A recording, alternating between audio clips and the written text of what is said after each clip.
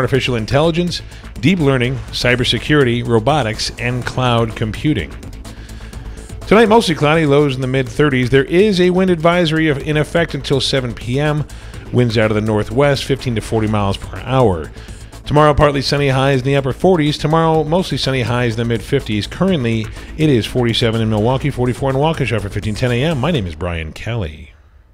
The following program is a presentation of DC Communications, LLC. Warning, you are about to listen to the greatest radio show ever. And due to contractual obligations and to shield our airwaves corporate licensees from any semblance of liability, responsibility, and gullibility, we must tell you the views represented on this show are not necessarily those of this station or its management. This radio show contains differing points of view on current political topics, and due to the nature of its contents, it should be heard by everyone. Thank you for listening. 3, 2, 2, 1.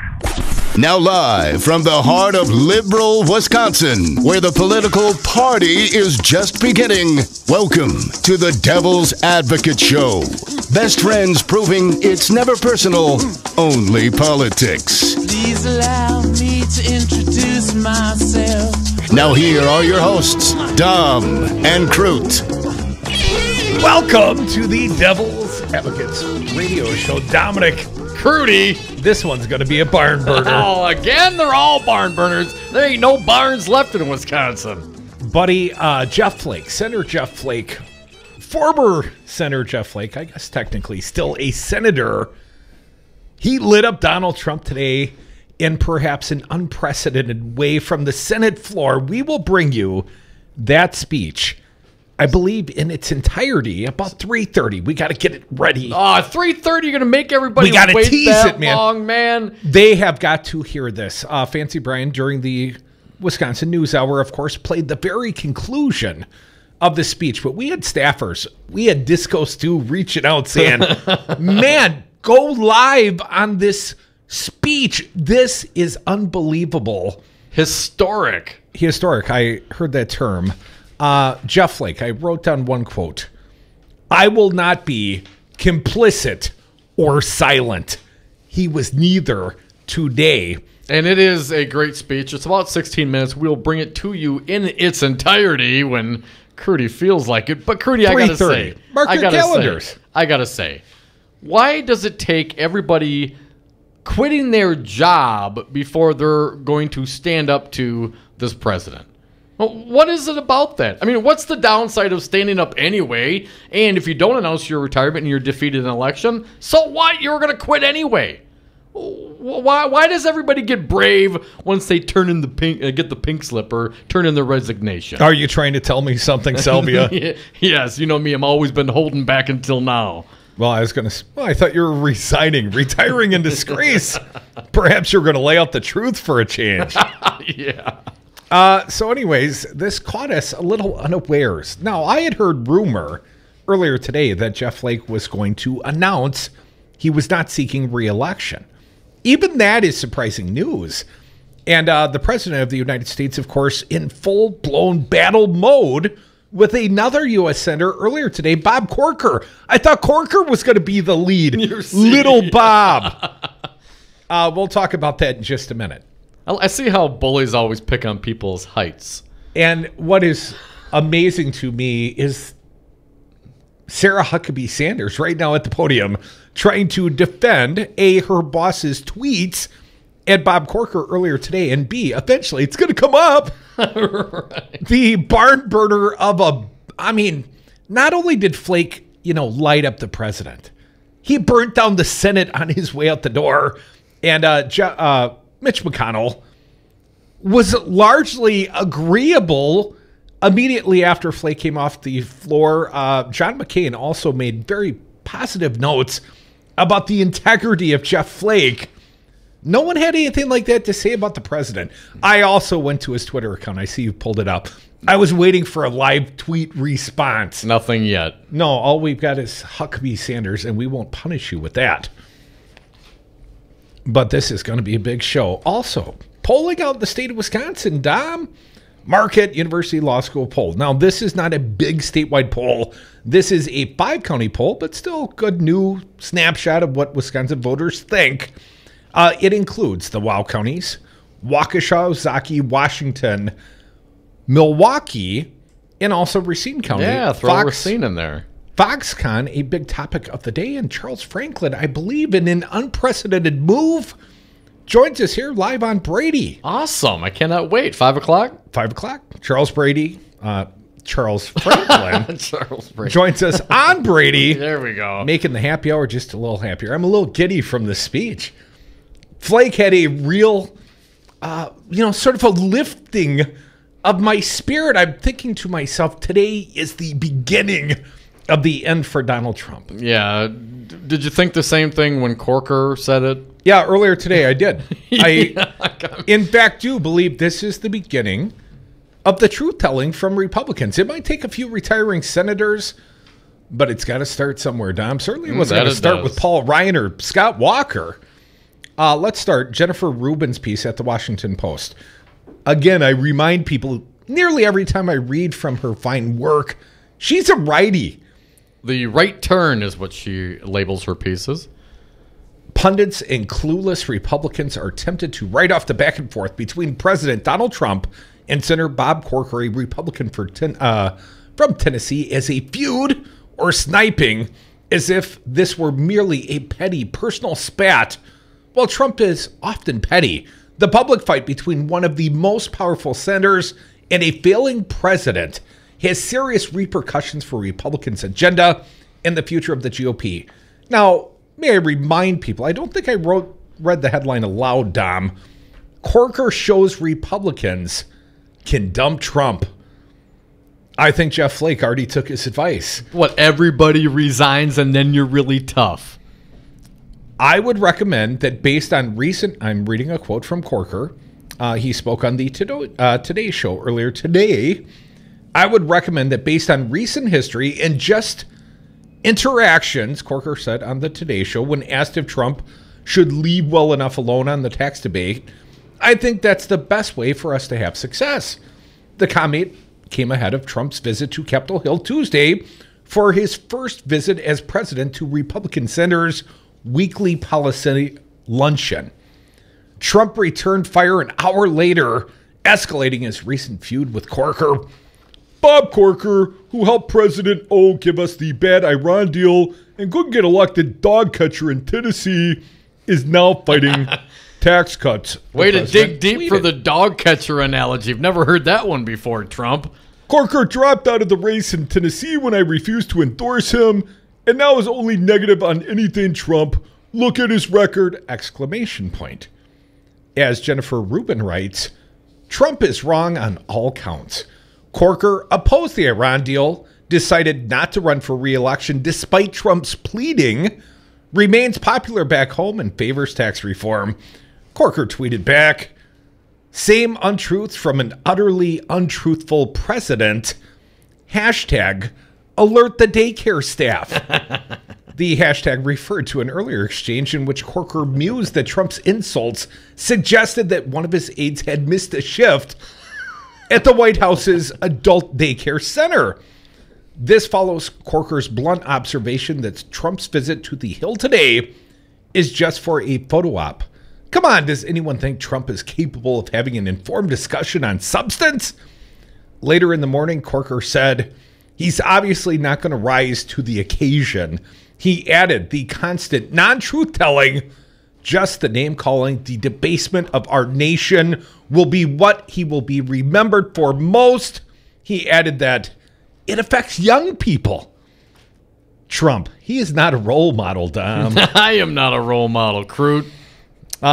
Whether it is pregnant Gold Star widows such as Maisha Johnson or a powerful U.S. senator who helped Trump needs both an Iran and do-or-die tax plan, Trump is incapable of disengaging from a fight that he is obviously losing. He cannot cede the field to anyone, no matter how destructive the prolonged fight is to his own goals. Everything comes back to a personal battle of wills in which Trump cannot stand to be seen on the losing side. For Trump, all humans in personal interactions are reduced to a test of his ego. Any perceived defeat is intolerable for him. Extending these exchanges, of course, leads to bigger and more serious defeats, but those he can justify as a result of fake media or hapless Republicans. This is from Jennifer Rubin in the Washington Post. She's a conservative, writes the right turn. I continue. Corker is demonstrating that the GOP sycophants who feed Trump's ego have it all wrong. The president cannot be cajoled into being responsible, effective president. He cannot be pinned down to any specific position. No loyalty can be expected from him. Rather than lose one's political soul and waste endless time trying to placate the impulsive, irrational president, the best course of action is to expose his craziness, minimize his influence, and then ignore him. Corker is right on taxes. If Trump keeps popping up to criticize and contradict Republican negotiators, flitting from one position to another, the tax debate will wind up just as healthcare debate did, in a humiliating defeat for the GOP. Saying aloud what virtually all GOP senators believe, namely that Trump has no idea what he's doing and that his word is meaningless, allows them to proceed, craft a deal, and then plop it on his desk. Trump is so desperate for a win that he will be hard-pressed not to sign whatever Congress comes up with. Corker's frankness also should serve as a constant warning and prod to his colleagues. Corker said about Trump's fitness, "My concerns have continued to rise." The president's mental, ethical, and psychological unfitness should weigh on Corker's fellow Republicans as it does him.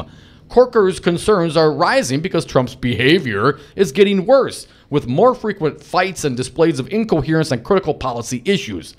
Republican members' inability to uphold their oath to check or remove a dangerous, unfit president will and certainly should be front and center in the 2018 midterms, when Democrats can present themselves as the only party willing to uphold the responsibilities of a co-equal branch of government. Corker is already laying down a marker. If the GOP is to ever recover from Trump, it most likely will need to do so in a 2020 primary. At least one Republican will need to run and make the case that Trump is not only a failure, but also a menace to our democracy and national security. You can say that again. Also a menace to our democracy and national security. Egging on a North Korean dictator, compulsively lying, subverting an independent judiciary, trampling on the First Amendment, and lacking the requisite skills to manage the executive branch and push through legislation should preclude a second term if Trump makes it through this one. Unless a qualified opponent such as Corker or John Kasich mounts a full-throated challenge to Trump in 2020, both houses of Congress and the White House may wind up in Democratic hands in 2020, unless Democrats fail to get their act together and nominate a ridiculous candidate, someone either from the far left or someone tied to the hip to the Clintons, such as Virginia Governor Terry McAuliffe. For now, Republicans should watch Corker, or better yet, join him. He's showing them how to save their own reputations, their party, and ultimately the country from the grip of an unbalanced, dysfunctional president. Jennifer Rubin, right turn at the Washington Post. She calls on Senator Bob Corker and all the Republicans like him to stand up to this president. I think Jeff Flake took her advice. This written prior to his big speech. We're going to bring you the entirety of Senator Jeff Flake's floor speech. This is historic. It is unbelievable. It is well worth a listen. You better stick around. More Devil's Advocates right here on WRRD 1510 AM. If you don't come back, we'll all be gone. More Devils after this short break. Take this job and shove it.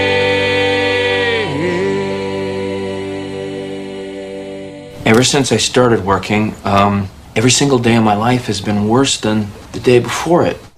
If anybody else wants to come with me, this moment will be the moment of something real and fun and inspiring in this God-forsaken business, and we will do it together. Who's coming with me? Who's coming with me? Who's coming with me? I'm not gonna work here anymore anyway. Hi, this is Brad Saug, owner of Zero Res Madison Carpet Cleaning. Zero Res is the best new technology in carpet cleaning. We have a patented process using empowered water, a high-tech process in which we force the water to act like soap. It doesn't want to stay in that state. It's jacked up and it's angry and it wants to hit the dirt and then it neutralizes. When we're done, all that's left in your carpet is just light moisture. In the end, you get the cleanest, greenest, healthiest carpet cleaning available. Call us at 848-9000. Zero Res. Spell it backward or forward. It's the right way to clean. In Wisconsin, the laws are the same for bicyclists and motorists, so if you bike, ride with the traffic and obey signs and lights. Whether you ride a bike or drive a car, you must yield the right of way to pedestrians at marked and unmarked crosswalks. At intersections, always look for pedestrians before making a turn and slow down in school zones and neighborhoods to keep our kids safe. Share and be aware. We're all responsible. Visit shareandbeaware.org to learn more. Mark your calendars. Wednesday, November 8th, the ACLU of Wisconsin's Bill of Rights celebration, a year of resistance at the Italian Conference Center in Milwaukee. Dinner and award ceremony starts at 5. After party starts at 8. Dom. Crudy, the keynote speaker, is the National ACLU Political Director, Faz Shakir. Tickets for the whole evening, $100 per person, or just come to party with the Devil's Advocates and music from Madison's own Whiskey Farm for just $25. The ACLU is honoring Planned Parenthood, the NAACP Youth Commandos of 1967, the brave plaintiffs in their case against conditions at Lincoln Hills, and the lead plaintiff in the voter ID case. The ACLU of Wisconsin's Bill of Rights celebration, Wednesday, November 8th. Go to aclu-wi.org for tickets and more information. I only drink when I feel good. I've got what I love and I love what I've got. It just so happens I'm happy alive. Scott Walker thinks Wisconsin should once again hire him as governor. You wouldn't hire me to be a neurosurgeon. This is a person who has not worked in the private sector since 1993. You wouldn't hire me to run condos. You wouldn't hire me to run HP. And has made his political career. You probably wouldn't hire me to run the United States Senate. By using divisive tactics to the benefit of his corporate donors. First step is we're going to deal with collective bargaining for all public employee unions. Because you divide and conquer. Now he supports the largest publicly funded government subsidy of a foreign corporation in American history. You know, they can go suck lemons. And Scott Walker has yet to live up to his first campaign promise to create 250,000 jobs. Is this a campaign promise, something you want to be held to? Absolutely. Scott Walker, we the people are done sucking your lemons. This message was paid for by the People for People Corporation. Donate online at p4ppc.org, p4ppc.org. Do you own a rental property, or would you like to partner with a rental investment team? Call the pros you can trust at CCL Management. Rental expertise second to none, a general contractor on staff to direct repairs and improvements, and real estate brokerage services tailored to the small investor. If you're ready to invest in rental property, or just need professionals to manage your real estate portfolio, call us, CCL Management, at 608-833-0009, or visit us on the web at cclmanagement.com. Have a drink at Regano's Roman Coin. This neighborhood corner tavern is as classic as the street it occupies. Family owned and operated since 1966, Regano's Roman Coin is located in a former Pabst Tide House on historic Brady Street, serving an array of craft beers with a focus on Wisconsin breweries. Also, weekly drink specials, trivia on Wednesdays, seasonal sporting events, parties hosted for all occasions, and pet friendly. Open 11 a.m. Tuesday through Friday, 10 a.m. Saturday and Sunday, closed on Monday. Regano's Roman Coin, Milwaukee's pet friendly, cash only order and classic corner tavern. Oh boy. The Devil's Advocates, making radio great again.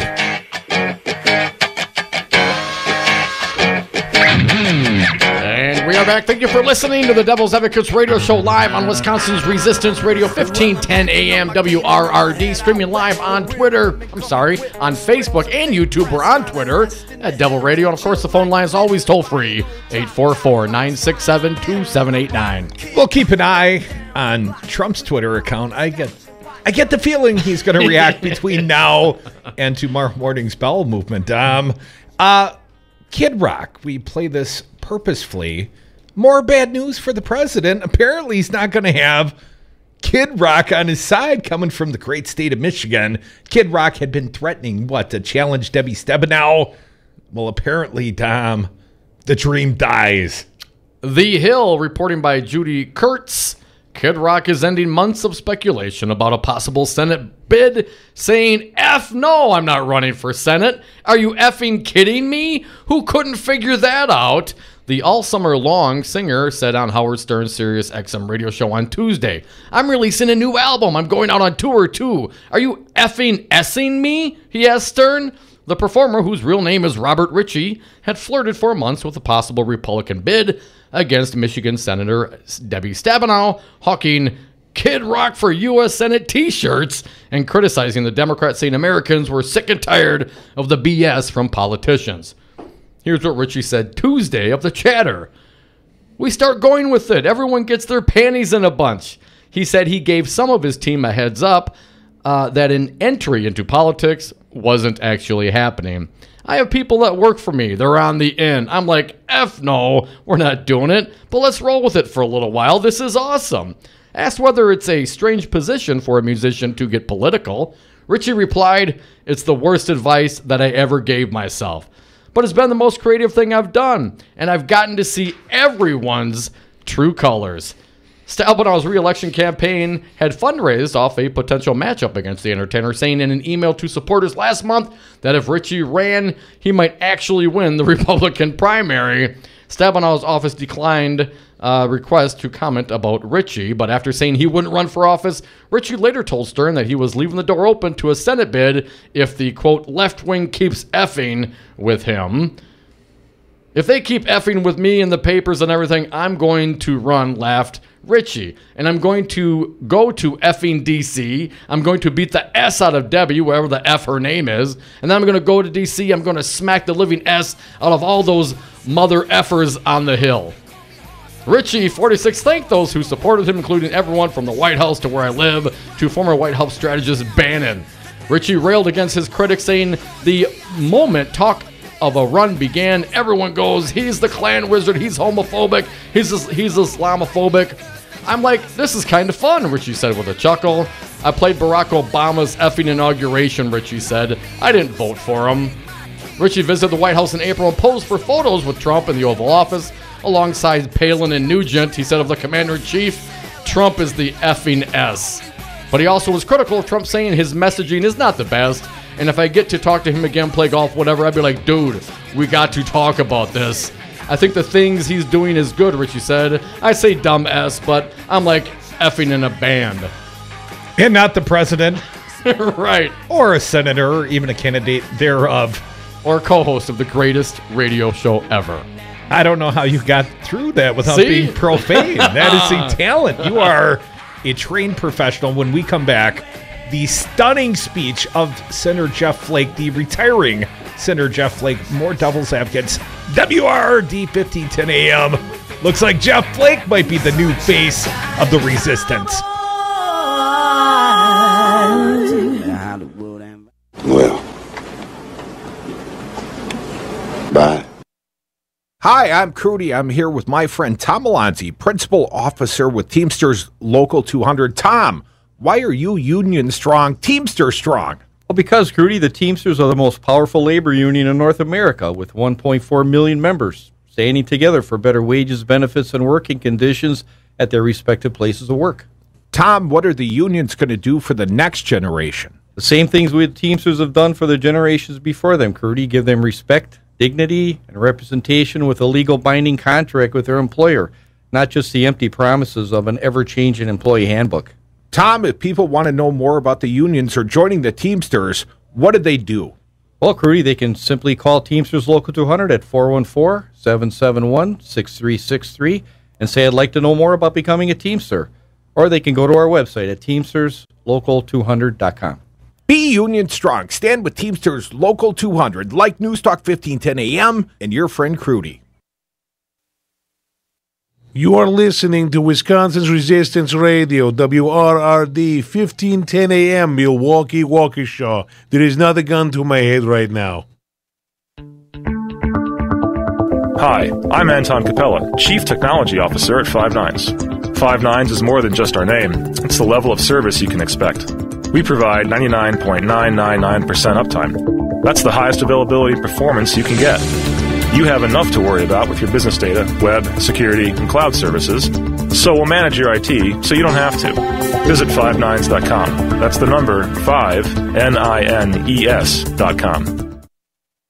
Pete's Fruit Market, a family-owned business serving Milwaukee for more than a generation, now has a brand new second location at the corner of North Avenue and Martin Luther King Drive in Milwaukee's Brunsville neighborhood. The new store is open from 8 a.m. to 8 p.m. 7 days a week and always features the freshest fruits and vegetables at the lowest prices. In addition to offering the best produce, Pete's Fruit Market is also a full-line grocery store featuring fresh meats and delicious deli items. Pete's Fruit Market, Milwaukee's best produce. Hey folks, sexy liberal Stephanie Miller here. Most new Wisconsin jobs are in Dane County, it's true. Some of my listeners are relocating to Madison. Many already commute there. When asked where to turn for a trusted real estate team that understands Madison, I say the same thing. Solidarity Realty. They help you through the process and protect your consumer rights. They live their values building community, promoting sustainability and diversity. Find them today at solidarityrealty.com and tell them Stephanie Miller sent you. It's a lot easier to measure how many times students use a semicolon correctly in an essay. Educated educators talking education. Than it is to measure how many wonderful ideas are in that essay. Busted Pencils. There is no teacher shortage. With Dr. Tim Slecker. There is a teacher exit. Featuring Matt Damon's mom. You want to know what my mom would say? We've had an intrusion into education. Busted Pencils Radio. Saturdays at 11 on Resistance Radio. Good afternoon. It is 3:32 for 1510 a.m. WRRD, Wisconsin's Resistance Radio. My name is Brian Kelly. Home sales in Wisconsin were down last month. A new report out yesterday from the Wisconsin Realtors Association showed sales of existing homes fell 1.2% in September compared to the same month last year. But the median price of a home sold just last month was up 4.8% to $175,000 from the median price of $167,000 in September of last year. The Bucks beat the Charlotte Hornets last night at the Bradley Center, 103-94. The team now has a 3-1 record and will take on the Celtics on Thursday at the Bradley Center. Tonight, mostly cloudy, lows in the mid-30s. There is a wind advisory in effect until 7 p.m. Winds out of the northwest, 15 to 40 miles an hour. Tomorrow, partly sunny, highs in the upper 40s. It is currently 47 degrees in Milwaukee, 44 in Waukesha for 1510 a.m. My name is Brian Kelly. Warning, listening to the Devil's Advocates may expose you to opposing views.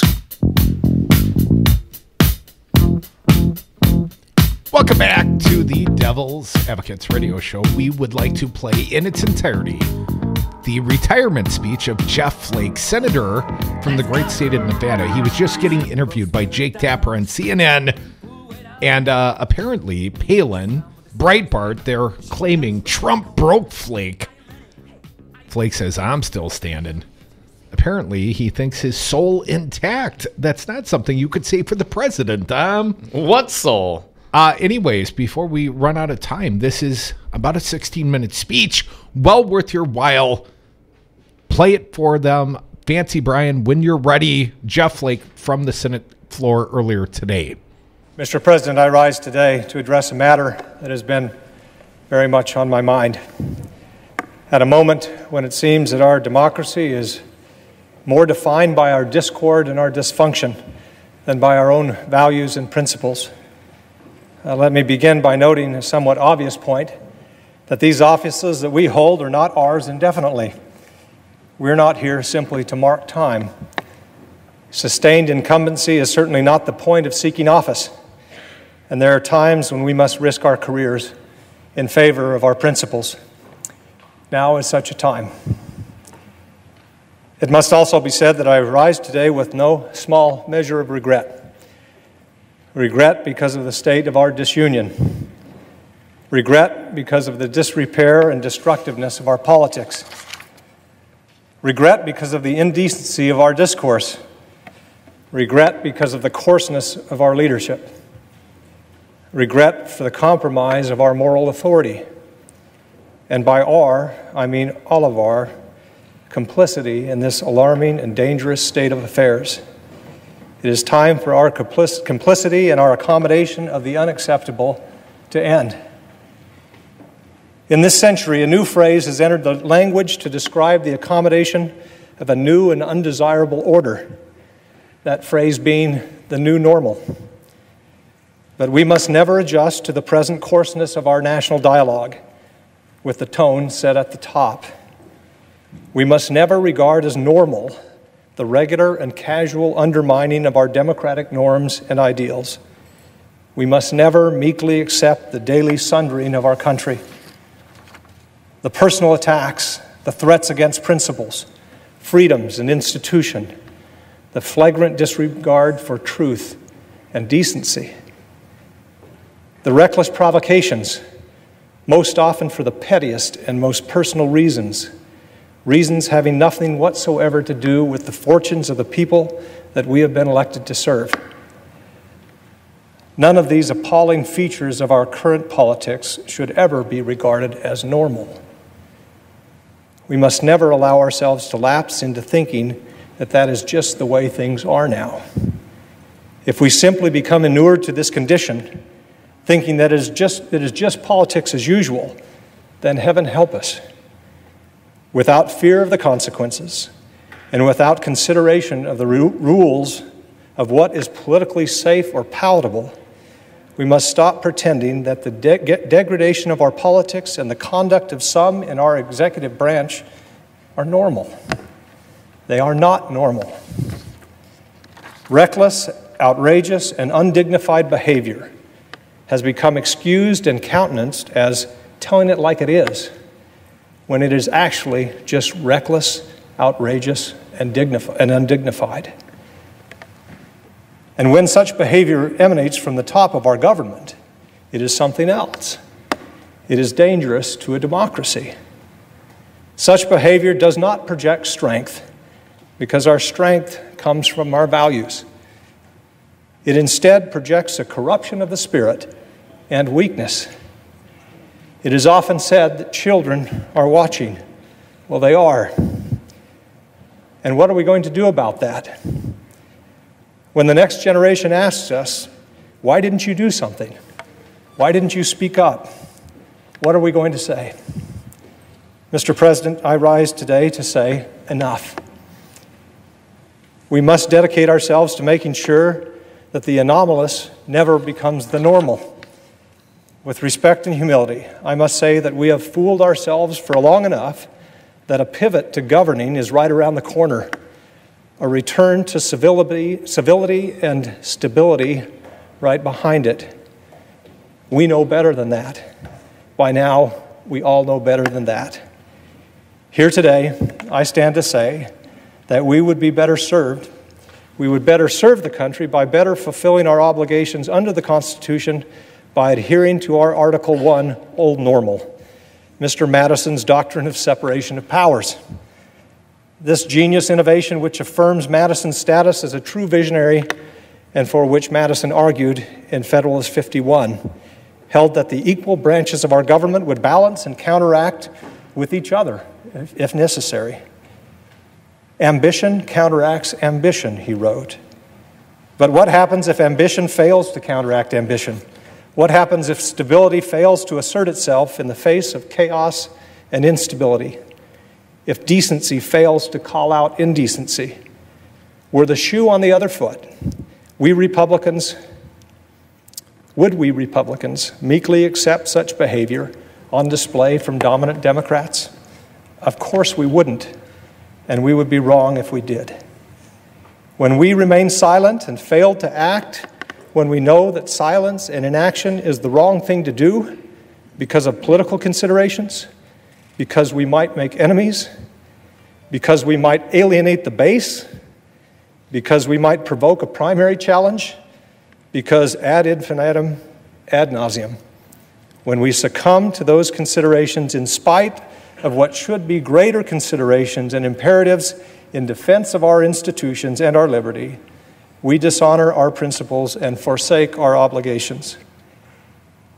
Those things are far more important than politics.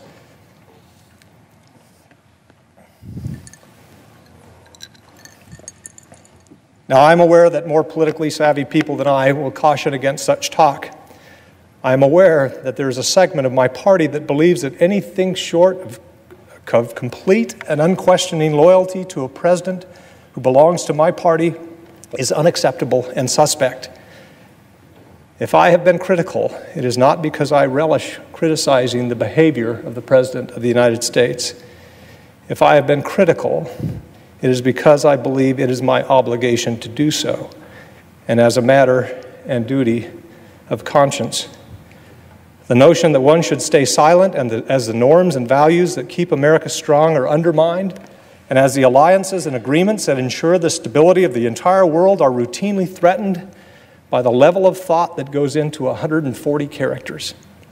The notion that we should say or do nothing in the face of such mercurial behavior is ahistoric, and I believe profoundly misguided.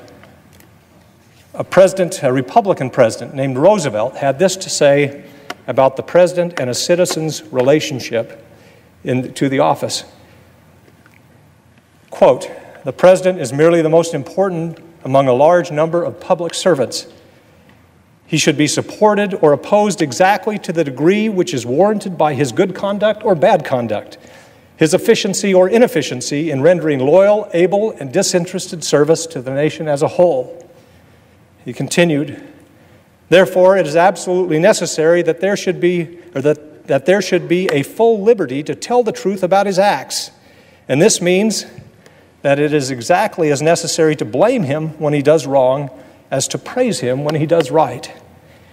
Any other attitude in an American citizen is both base and servile." President Roosevelt continued, "To announce that there must be no criticism of the president, or that we are to stand by a president, right or wrong, is not only unpatriotic and servile, but is morally treasonable to the American public." Unquote. Acting on conscience and principle is the manner in which we express our moral selves, and as such, loyalty to conscience and principle should supersede loyalty to any man or party. We can all be forgiven for failing in that measure from time to time. I certainly put myself at the top of the list of those who fall short in this regard. I am holier than none. But too often we rush to salvage principle, not to salvage principle, but to forgive and excuse our failures so that we might accommodate them and go right on failing, until the accommodation itself becomes our principle.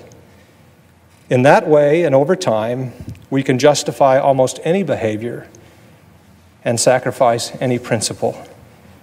I'm afraid that this is where we now find ourselves. When a leader correctly identifies real hurt and insecurity in our country and instead of addressing it goes to look for someone to blame, there is perhaps nothing more devastating to a pluralistic society. Leadership knows that most often a good place to start in assigning blame is to look somewhat closer to home. Leadership knows where the buck stops. Humility helps. Character counts. Leadership does not knowingly encourage or feed ugly or debased appetites in us. Leadership lives by the American creed, e pluribus unum, from many one. American leadership looks to the world and, just as Lincoln did, sees the family of man. Humanity is not a zero-sum game. When we have been at our most prosperous, we have been at our most principled. And when we do well, the rest of the world does well. These articles of civic faith have been critical to the American identity for as long as we have been alive. They are our birthright and our obligation. We must guard them jealously and pass them on for as long as the calendar has days. To betray them or to be unserious in their defense is a betrayal of the fundamental obligations of American leadership, and to behave as if they don't matter is simply not who we are. Now, the efficacy of American leadership around the globe has come into question. When the United States emerged from World War II, we contributed about half of the world's economic activity. It would have been easy to secure our dominance, keeping those countries who had been defeated or greatly weakened during the war in their place. We didn't do that. It would have been easy to focus inward. we resisted those impulses. Instead, we financed reconstruction of shattered countries and created international organizations and institutions that have helped provide security and foster prosperity around the world for more than 70 years.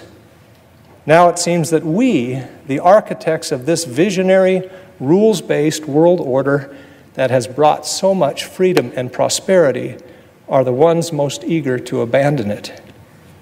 The implications of this abandonment are profound, and the beneficiaries of this rather radical departure in the American approach to the world are the ideological enemies of our values. Despotism loves a vacuum, and our allies are now looking elsewhere for leadership. Why are they doing this? None of this is normal. And what do we, as United States senators, have to say about it? The principles that underlie our politics, the values of our founding, are too vital to our identity and to our survival to allow them to be compromised by the requirements of politics. Because politics can make us silent when we should speak, and silence can equal complicity. I have children and grandchildren to answer to, and so, Mr. President, I will not be complicit or silent. I've decided that I would be better able to represent the people of Arizona and to better serve my country and my conscience by freeing myself of the political consideration that consumed far too much bandwidth and would cause me to compromise far too many principles. To that end, I am announcing today that my service in the Senate will conclude at the end of my term in early January 2019. It is clear at this moment that a traditional conservative who believes in limited government and free markets, who is devoted to free trade, who is pro-immigration, has a narrower and narrower path to nomination in the Republican Party, the party that has so long defined itself by its belief in those things. It is also clear to me for the moment that we have given in or given up on the core principles in favor of a more viscerally satisfying anger and resentment. To be clear, the anger and resentment that the people feel at the royal mess that we've created are justified. But anger and resentment are not a governing philosophy. There is an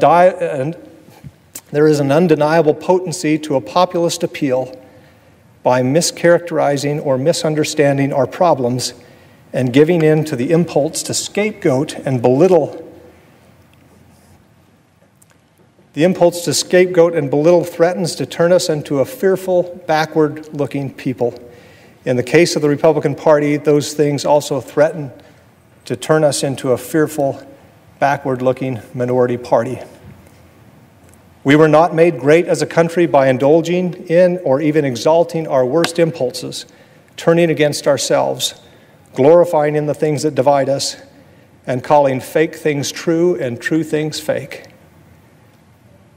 And we did not become the beacon of freedom in the darkest corners of the world by flouting our institutions and failing to understand just how hard-won and vulnerable they are. This spell will eventually break. That is my belief. We will return to ourselves once more, and I say the sooner the better. Because we have a healthy government, we must also have healthy and functioning parties.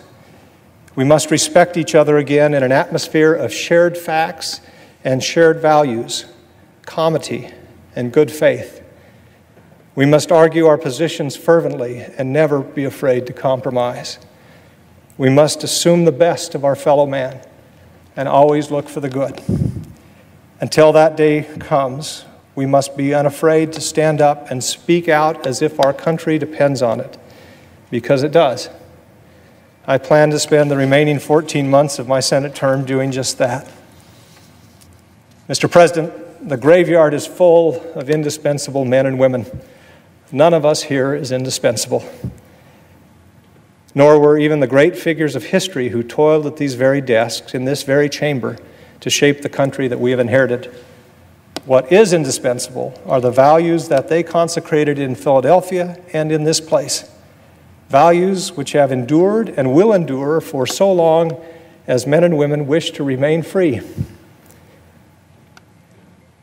What is indispensable is what we do here in defense of those values.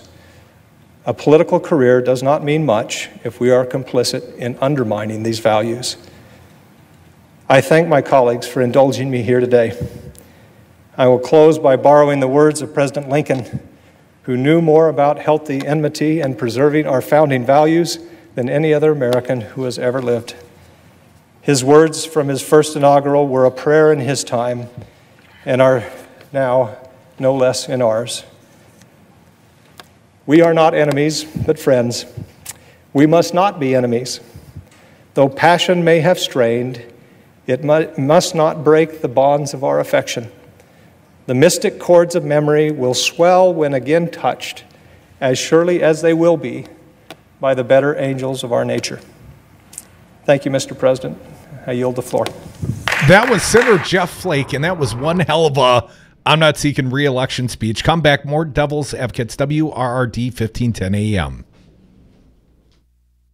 I was on Zero Res Madison's Facebook page the other day, and they have almost 2,000 testimonials from local customers. Apparently, I'm not the only one stoked on how cool this company is. A green technology that actually works better and doesn't cost more. It's a no-brainer. I'm in. We are starting our own Devil's Advocates revolution to free your carpets from harsh chemicals and soaps. Call Zero Res today and ask for the Dom and Crute special 608-848-9000 or schedule online at ZeroResMadison.com. Zero Res, spell it forward or backward. It's the right way to clean.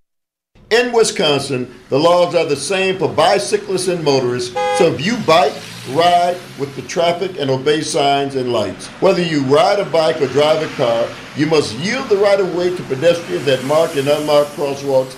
At intersections, always look for pedestrians before making a turn, and slow down in school zones and neighborhoods to keep our kids safe. Share and be aware. We're all responsible. Visit shareandbeaware.org to learn more. When you need an attorney, trust the voice of experience, the only choice, Lawton and Cates. I needed an attorney because I was injured at work. I wanted to find a reputable attorney. The results that I got with Lawton and Cates were very good. I'm very happy with the way I was treated and the end result that I got. Trust the voice of experience. Call the attorneys at Lawton and Cates, 282-6200, 282-6200. I don't know if you know the Devil's Advocates, but they are kind of a big deal. Well, you guys are having a good show so far. Hey, could you say that again? Just not for our sake, Paul, but for the sake of the audience. Yeah, tell everybody once again what a great show we are having. You guys have a good show almost every day. Wow, almost. All right, thanks for calling, Paul. I'm just kidding. Okay, every day. Tweet some shade at you, Paul. The Devil's Advocates, weekday afternoons on 1510 AM, Wisconsin's Resistance Radio.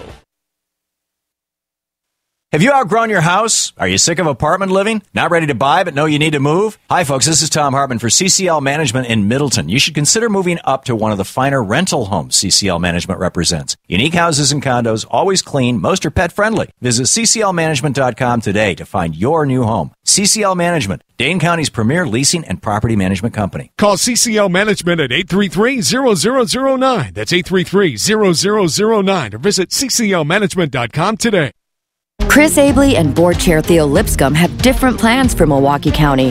For the past 6 years, Chris Abley has balanced Milwaukee County's budget, reduced debt, and protected vital services without raising property taxes. Abley's fiscally responsible budget proposal this year continues the progress we've made toward a more sustainable future for Milwaukee County.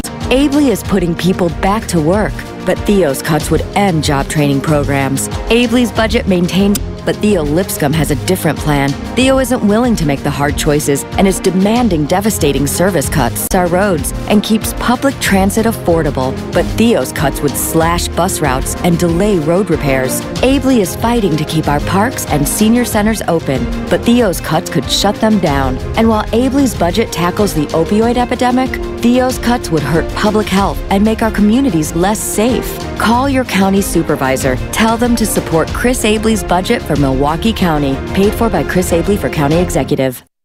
Hey, America. We need to have a little talk. We've got more food than we know what to do with in this country, yet 17 million kids in America are struggling with hunger. Makes no sense. Luckily, the Feeding America nationwide network of food banks has volunteers gathering excess food and getting it to hungry kids. They're kind of like food angels. Hey, become a food angel yourself by supporting Feeding America and your local food bank at feedingamerica.org. We can't do it without your help. Brought to you by Feeding America and the Ad Council. The Devil's Advocates, because freedom. Flew in from Miami Beach, BUAC. Didn't get to bed last night. Welcome back to the Devil's Advocates Radio Show, live on Wisconsin's Resistance Radio, 1510 AM, WRRD. On Twitter at Devil Radio, on the phones, 844-967-2789. Dominic wonders, is that an act of courage by Senator Jeff Flake? No. Not courageous, you say? No, I mean, nice speech. I agree with the sentiment, but no. Stay there. Fight it every single day. Why would you walk away in 14 months? Why don't you just quit now, drop the mic, and burn it down, or what? I can appreciate it. No, I mean, if you have to go run for re-election if you want to be re-elected. Why would you get up there today? Why does it take the knowing end of your senatorial career in your mind to give you courage? So what if you get elected or don't get elected in 14 months? Stand up now. Why even go there? Well, he didn't support Trump in the election, and he was not up for re-election that last elective term. Hey, Dom, there was a big protest at the Capitol Hill today. We love Trump protests. Up there to, give a little what for to the senators. Apparently a photo op, according to Corker. But a protester threw a bunch of Russian flags at the POTUS. He said, Trump is treason, Trump is treason. Why are you talking about tax cuts when you should be talking about treason? The man identified himself as Ryan Clayton of Americans Take Action. And Trump stopped, looked at the flags, and put his hand over his heart. I hope he stood for that protest. We are the Devil's Advocates. Come back. Hour 2 is next. It just gets better from here. Your call's welcome. 844-967-2789.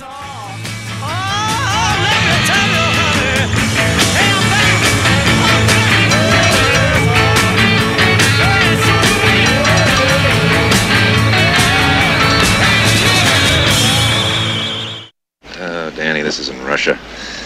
Is this Russia? This isn't Russia, is it? Nah. I don't think so.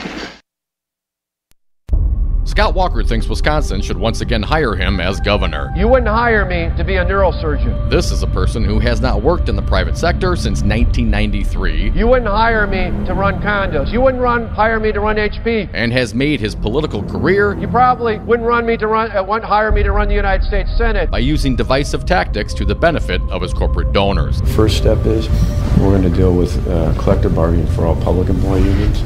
Because you divide and conquer. Now he supports the largest publicly funded government subsidy of a foreign corporation in American history. They can go suck lemons. And Scott Walker has yet to live up to his first campaign promise to create 250,000 jobs. Is this a campaign promise? Something you want to be held to? Absolutely. Scott Walker, we the people are done sucking your lemons. This message was paid for by the People for People Corporation. Donate online at p4ppc.org, p4ppc.org. If you're like a lot of companies, you know you need IT, but you aren't sure where to start. That's where Five Nines comes in. Hi, I'm Todd Stryker, President and CEO. For almost 15 years, Five Nines has been providing IT solutions to companies just like yours. We'll show you the solutions that are right for your business and give you the roadmap to success in the future. Find us at fivenines.com. That's the number 5, NINES.com. Hi, I'm Brian Kelly, and I'm host of the Wisconsin News Hour weekdays from 2 to 3 on 1510 AM WRRD, Wisconsin's Resistance Radio. Join me as I talk about politics with a focus on local news. Man, I've got certain information, all right? Certain things have come to light. I know enough to know what I don't know, which is more than I can say for most people. Forget it, Donnie, you're out of your element. The Wisconsin News Hour with Brian Kelly, weekdays from 2 to 3 on 1510 AM WRRD, Wisconsin's Resistance Radio. You are listening to Wisconsin's Resistance Radio, WRRD, 1510 AM, Waukesha, Milwaukee. Another senator says goodbye. Big green arrows on Wall Street. I'm Rich Johnson. The junior senator from Arizona will not run for a third term next year. I rise today to say enough. He and President Trump are of the same party, but Arizona Senator Jeff Flake does not feel like it. We must stop pretending that the degradation of our politics and the conduct of some in our executive branch are normal. Flake announcing on the Senate floor he will not seek re-election next year. He has at times been critical of and criticized by the president. I have children and grandchildren to answer to, and so, Mr. President, I will not be complicit or silent. Flake told the Arizona Republic newspaper he isn't sure if the Republican Party of Donald Trump has room for someone like him. Bob Costantini, Capitol Hill. It's been a big day on Wall Street thanks to a trio of big-time performers, according to Steve Kastenbaum in New York. Another day, another record for the Dow Jones Industrial Average. At the closing bell at the New York Stock Exchange, it was up almost 168 points to 23,443. The gains were driven largely by just three companies, Caterpillar, 3M, and McDonald's, which all reported better than expected earnings. The S&P 500 was relatively flat, up just 1.6%. Sears says it will no longer sell Whirlpool appliances, saying the manufacturer wants too much. And high-fashion retailer Lord & Taylor is downsizing its flagship store on New York's Fifth Avenue, selling the building to an office-sharing company, then keeping the ground level for a smaller shop. As hot as the baseball action may be during a World Series, players and fans are usually shivering in October, but not this year. Houston plays in a dome stadium, and it will be about 100 degrees at game time today in Los Angeles for Game 1 between the Dodgers and Astros. L.A. starts ace Clayton Kershaw. Houston counters with Dallas Keuchel. I'm Rich Johnson. How can Chris be so relaxed when his big interview is today? Because he searched jobs on Glassdoor.com. Out of millions of listings, he filtered by distance and salary to find the job that was right for him. He researched the company on Glassdoor, too.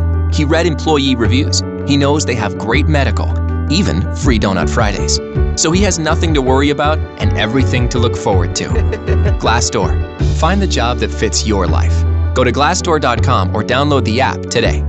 This is Charles Osgood. Since auto owners insurance began in 1916, the world has entered the information age of computers, email, and smartphones. While technology continues to advance, we believe people help people best. That's why you'll only find auto owners insurance from your local independent agent, a real person who protects your life, family, and business. Auto owners insurance, 100 years of putting people first. In Richland, call the Goplin Insurance Agency at 608-647-2114. A new Harris poll shows most of us are not aware of certain key risks for cancer. The American Society of Clinical Oncology says the good news is that 8 of 10 Americans are aware of tobacco and sun exposure risks. However, only 31% were aware that obesity is a risk factor for cancer. That's especially worrisome because obesity is the second leading preventable cause of cancer behind tobacco use. The survey also found that only 30% of Americans knew that drinking alcohol was a risk factor for cancer. And a quarter of Americans know that a lack of exercise can increase the risk of cancer.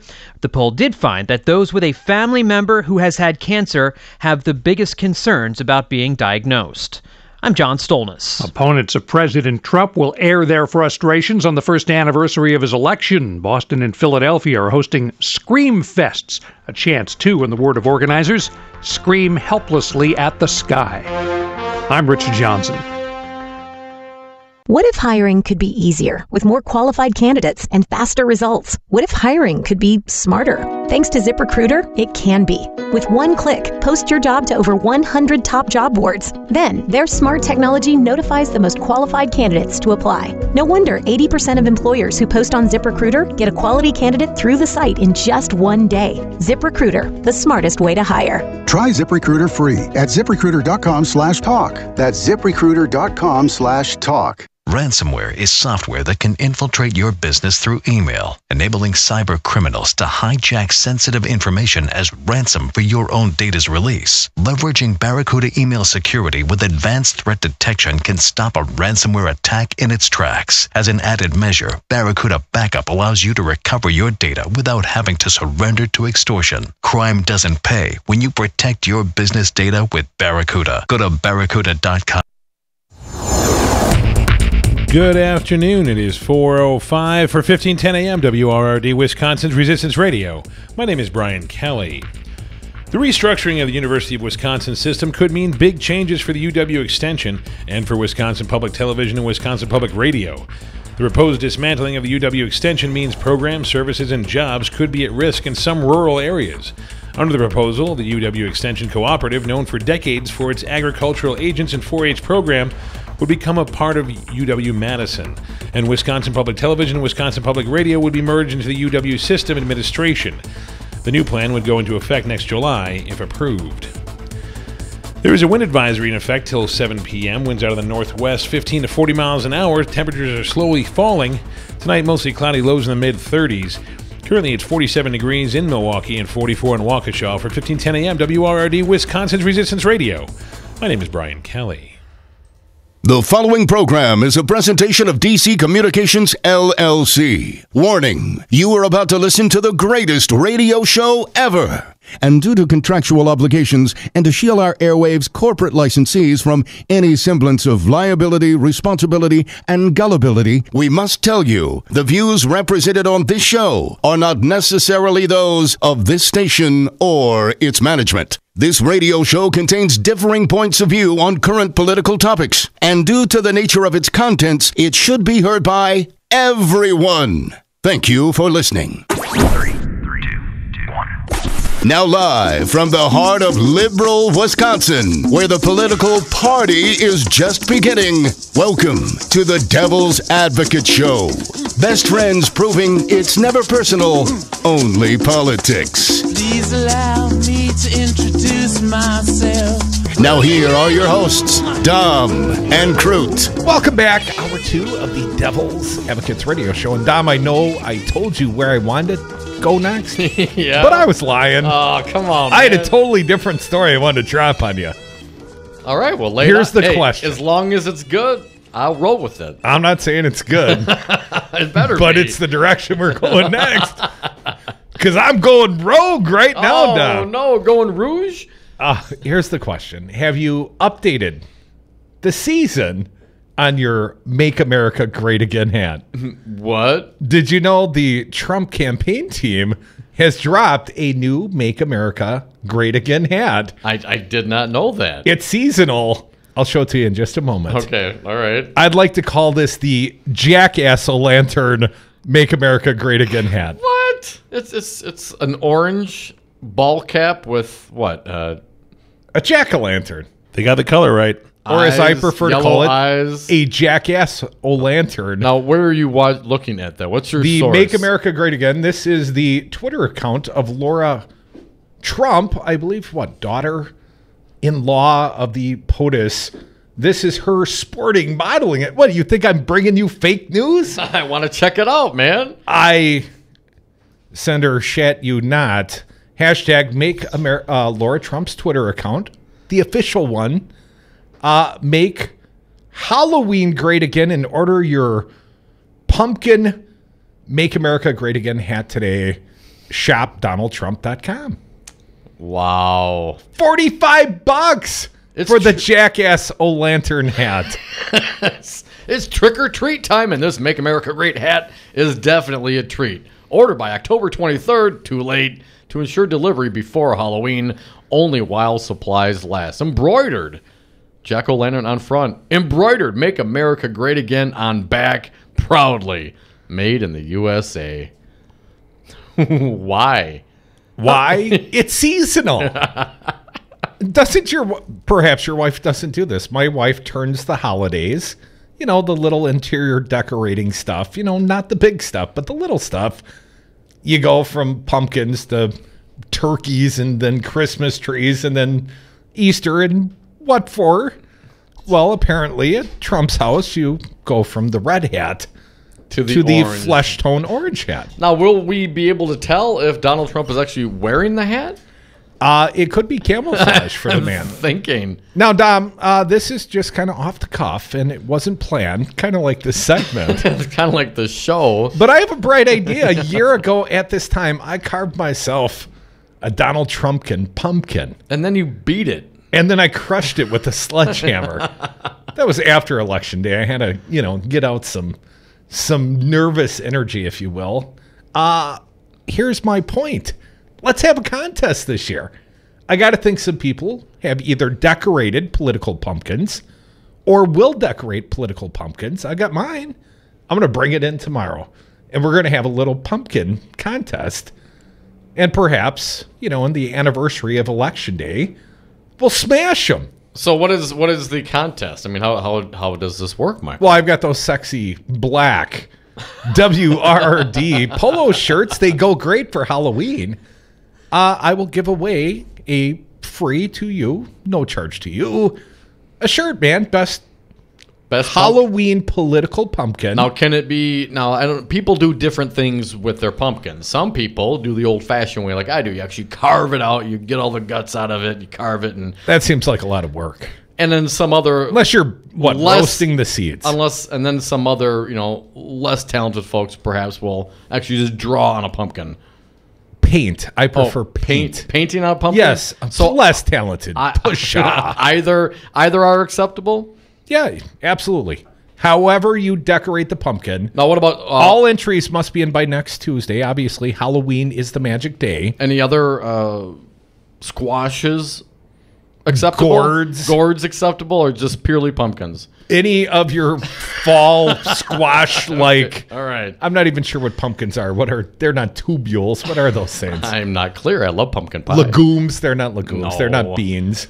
Any of the big squashy, melony kind of things that you choose to decorate. Now, remember, I am the arbitrary judge, and I can judge anything I like or dislike. If it's you, I'll dislike it for lack of talent. I'm pretty sure I won't do it. But anyways, let's have a little pumpkin contest. Your political pumpkins, decorate them. You got to keep reminding me. We got to tell people. Can't be like the high-speed photos we requested of the broken down highways. Hey, how bad are your roads? Take a picture. Meow. This is more of a stop-action activity. We feel like it might be a little safer. All of our contest winners, sadly, we had to attend 3 funerals now. All of the bodies looked great, though, in the black WRD super sexy polo shirts. For the holiday, Tom. Well, you're already looking at pumpkin decorations. Now you've been inspired. It is. It's the Gord family, yes, of course. The Gord family. Yes. The Trump family, Gord. So anyways, throwing out a pumpkin contest. Your photos, put them on our Facebook page. That can be either at the Devil's Advocates Radio, or that can be at WRRD 1510 AM. We'll get Earl and we'll get Fancy Brian's listeners as well. Best political pumpkin. Best political gourd. Let's keep it broad enough to satisfy even, the contrarian in the group. What were you going to decorate? Like a cantaloupe or something? I'm just throwing it out there. It's been some time. I think last year we got pumpkins, and then they just sat very decoratively on the porch. I've already decorated mine. It is not Trump this year. And it is a ginormous... I got a huge pumpkin. This thing's got to be 80 pounds. Oh, damn. Yeah, it's big. It's like taller than you. Weighs almost as much. I'd say probably a good 3.5, 4 feet tall. This is a really big pumpkin. How are you going to get it here? I'll throw it in the shotgun in the convertible. It'll tell me, buckle the seatbelt. I'll have to buckle her in. Nice. Right around the Wankinator's face. Oh, yeah, you haven't described. So it's Wanker? It's Governor Walker? It is. It is an Alfred E. Newman style. Yeah. Governor Scotty Wanker. What, me worry? Yeah, kind of like the Foxconn deal. I hear that's a done deal, and we're going to turn there soon, Dom. Any final thoughts on this big retirement news?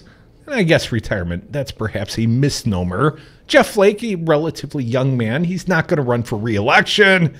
Made a big speech, actually got commended by both Mitch McConnell and John McCain on the Senate floor. And Bob Corker, also not running for re-election, a retiring Republican senator. Well, he and Trump had been lighting each other up on Twitter all day long, Tom. So this battle, they're taking it to the streets. And, of course, Trump got, protested with some Russian flags. We have a little bit of sound of Corker today, both before and after Trump's tweeting reply. Oh, let's do share a maybe little of just the sound. Maybe some of the highlights. We're going to go a little out of order here. Fancy Brian, if you would please. Corker talking about the president. Let's start with number 84, North Korea. When you take away those diplomatic efforts, you do cruise us to a path, one path, and that is if you're saying North Korea is not going to be able to deliver nuclear weapons to the United States, you're taking us on a path to combat it. And let's do the next one, please. Do we not want to go to combat? No, I don't think so. I want to support these efforts that are underway. The president undermines our Secretary of State, raises tensions in the area by virtue of the tweets that he sends out. And let's wrap up that one before Trump tweeted out. I would just like for him to leave it to the professionals for a while and see if we can do something that's constructive for our country, the region, and the world. Seems logical. I wouldn't hold my breath, Senator. No. And then, of course, he has to tweet out. What did Trump say today? Corker is incompetent, head of the Foreign Relations Committee. Look how poorly the U.S. has done. He doesn't have a clue as the entire world was laughing and taking advantage of us. People like Little, Liddle. Little. Bob Corker have set the U.S. way back. Now we move forward. And, of course, then Corker responds. Let's play some more after the tweets. 87. I expressed concerns a few weeks ago about his leadership and just his stability and the lack of desire to be competent on issues and understand. Lack of desire to be competent. In some ways, I guess that's a compliment. He assumes that Trump has the capacity to be competent. I'm not so clear. He just doesn't want it bad enough. Yeah. Let's keep going. I think at the end of the day, when his term is over, I think the debasing of our nation, the constant non-truth telling, is that like lying? The name calling, the things like, I think the debasement of our nation will be what he'll be remembered most for. He should be in the basement of our nation. Yes, what is the... Bring out the gimp! The non-truth telling. That's like calling him a big fat liar. He is a big fat liar. Let's keep going. Corker responding to Trump. We're going to be doing some hearings on some of the things that he purposely is breaking down, relationships we have around the world that have been useful to our nation. Did you say he's debasing the nation? 90. I think the president's debasing the nation? I don't think there's any question, but that's the case, just in the way that he conducts himself and goes to such a low level. I do. Maybe he's freebasing. I was thinking Rob Base. One more. Joy and pain. Sunshine and rain. Let's do the last one. Bob Corker. Standing up in front of the American people and stating untruths that everybody knows to be untrue. Just the attempted bullying that he does, which everybody sees through. If I sit up here and say untruths, and everyone knows that they're untruths, including me, am I an untruth teller or am I a liar? You're kind of a big fat liar. Why in the criticism does he still give him a way out? Untruths. Some modicum of decorum. I'd call him a big fat jackass, a lantern lion. But that new hat, SOB. Man. The new hat, man. That's got me, waffling him a little bit. Maybe I support him. He's got the new orange jack-ass-a-lantern hat coming out. Let's have a jack-ass-a-lantern contest. As I mentioned, between now and Halloween, you got to put up your political gourd, pumpkin, decorated peanut, carve it, do whatever you want. I will give a super sexy WRRD 1510 AM Resistance Radio polo shirt to the random winner that I arbitrarily choose subjectively by some sort of criterion, which I will not share with you until after I've made the selection, if at all. It's like Foxconn contract negotiations. It's exactly like Foxconn negotiations. Let's come back. Let's turn to the local and the malfeasance and bad governance going on in our own backyard. I wonder if the Wankinator's got his Make America Great Again jackass lantern hat. I bet it would cover the bald spot quite nicely. More Devil's Advocates when we come back. As I mentioned, my ginormous pumpkin is the Wankinator. 844-967-2789. Your opinions welcome here. There's no better word than stupid. On many sides. On many sides. Scott Walker thinks Wisconsin should once again hire him as governor. You wouldn't hire me to be a neurosurgeon. This is a person who has not worked in the private sector since 1993. You wouldn't hire me to run condos. You wouldn't hire me to run HP. And has made his political career. You probably wouldn't hire me to run the United States Senate. By using divisive tactics to the benefit of his corporate donors. First step is we're going to deal with collective bargaining for all public employee unions.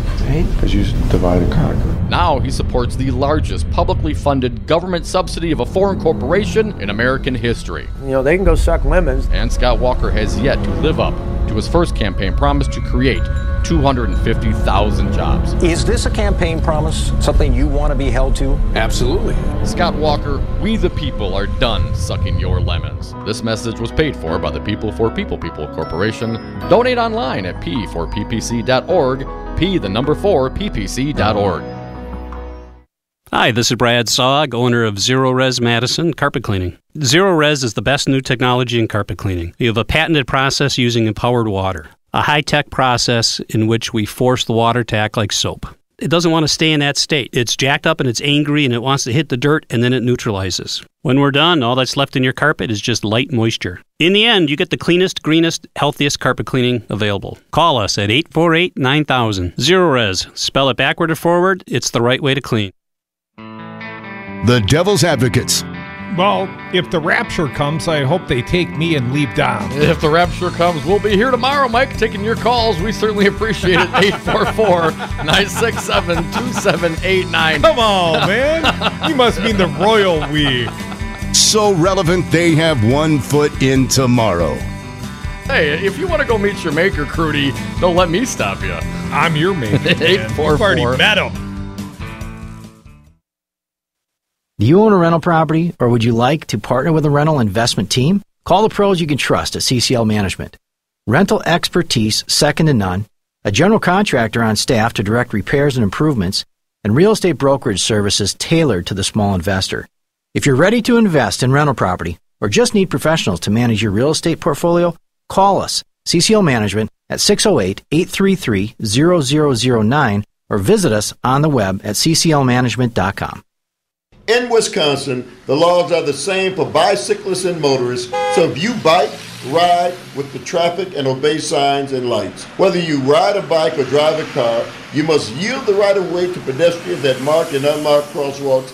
At intersections, always look for pedestrians before making a turn, and slow down in school zones and neighborhoods to keep our kids safe. Share and be aware. We're all responsible. Visit shareandbeaware.org to learn more. Have a drink at Regano's Roman Coin. This neighborhood corner tavern is as classic as the street it occupies. Family owned and operated since 1966, Regano's Roman Coin is located in a former Pabst Tide House on historic Brady Street, serving an array of craft beers with a focus on Wisconsin breweries. Also, weekly drink specials, trivia on Wednesdays, seasonal sporting events, parties hosted for all occasions, and pet friendly. Open 11 a.m. Tuesday through Friday, 10 a.m. Saturday and Sunday, closed on Monday. Regano's Roman Coin, Milwaukee's pet friendly, cash only order and classic corner tavern.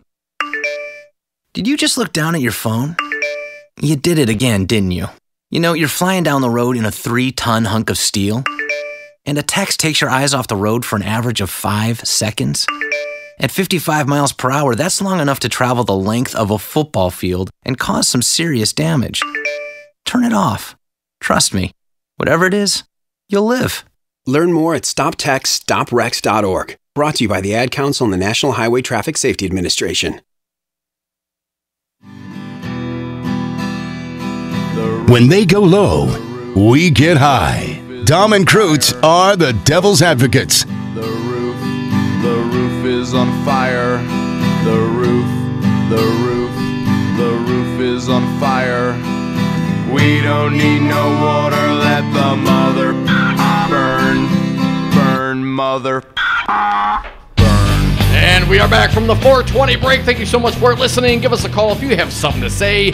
844-967-2789. Dominic, wanted to dispel some false stories that we've been hearing told about one of our favorite subjects, marijuana, and the dangerous and deadly mixture with fentanyl. Let's start with a story from NBC4 out of Ohio corner. We've seen fentanyl mixed with marijuana. Now, Joel Clayfish, a Wisconsin state lawmaker, was on the Fancy Brian show not so long ago claiming 12 people in Ohio had OD'd on fentanyl or marijuana laced with fentanyl. And I had not found that story anywhere.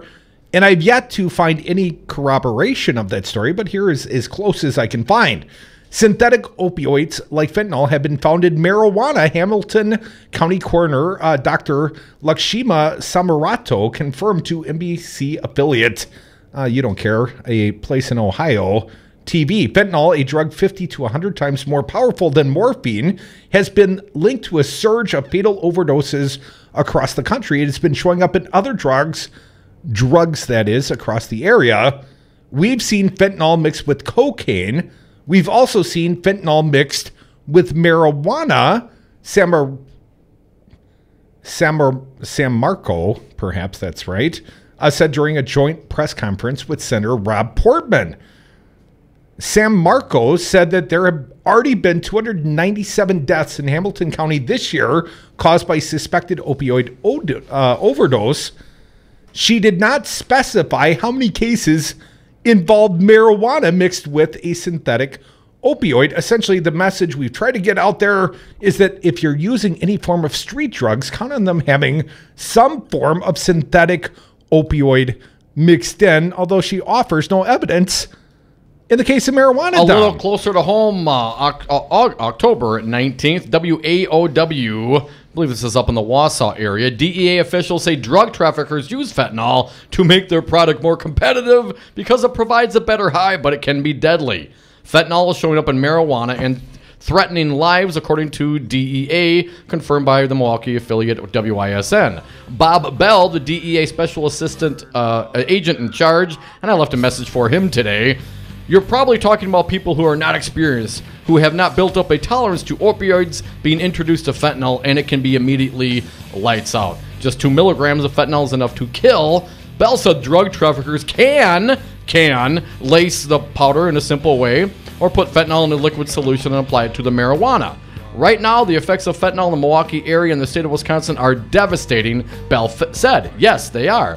The Milwaukee County Medical Examiner said they can't directly correlate fentanyl being in marijuana in the county. They do confirm that fentanyl has shown up in the bloodstream along with elements of marijuana in overdose victims. Are you kidding me? You're actually suggesting without any sort of proof whatsoever that fentanyl is being applied to the marijuana supply in Milwaukee County. If nothing else, this gives you the reason why this should be legalized, taxed, and regulated.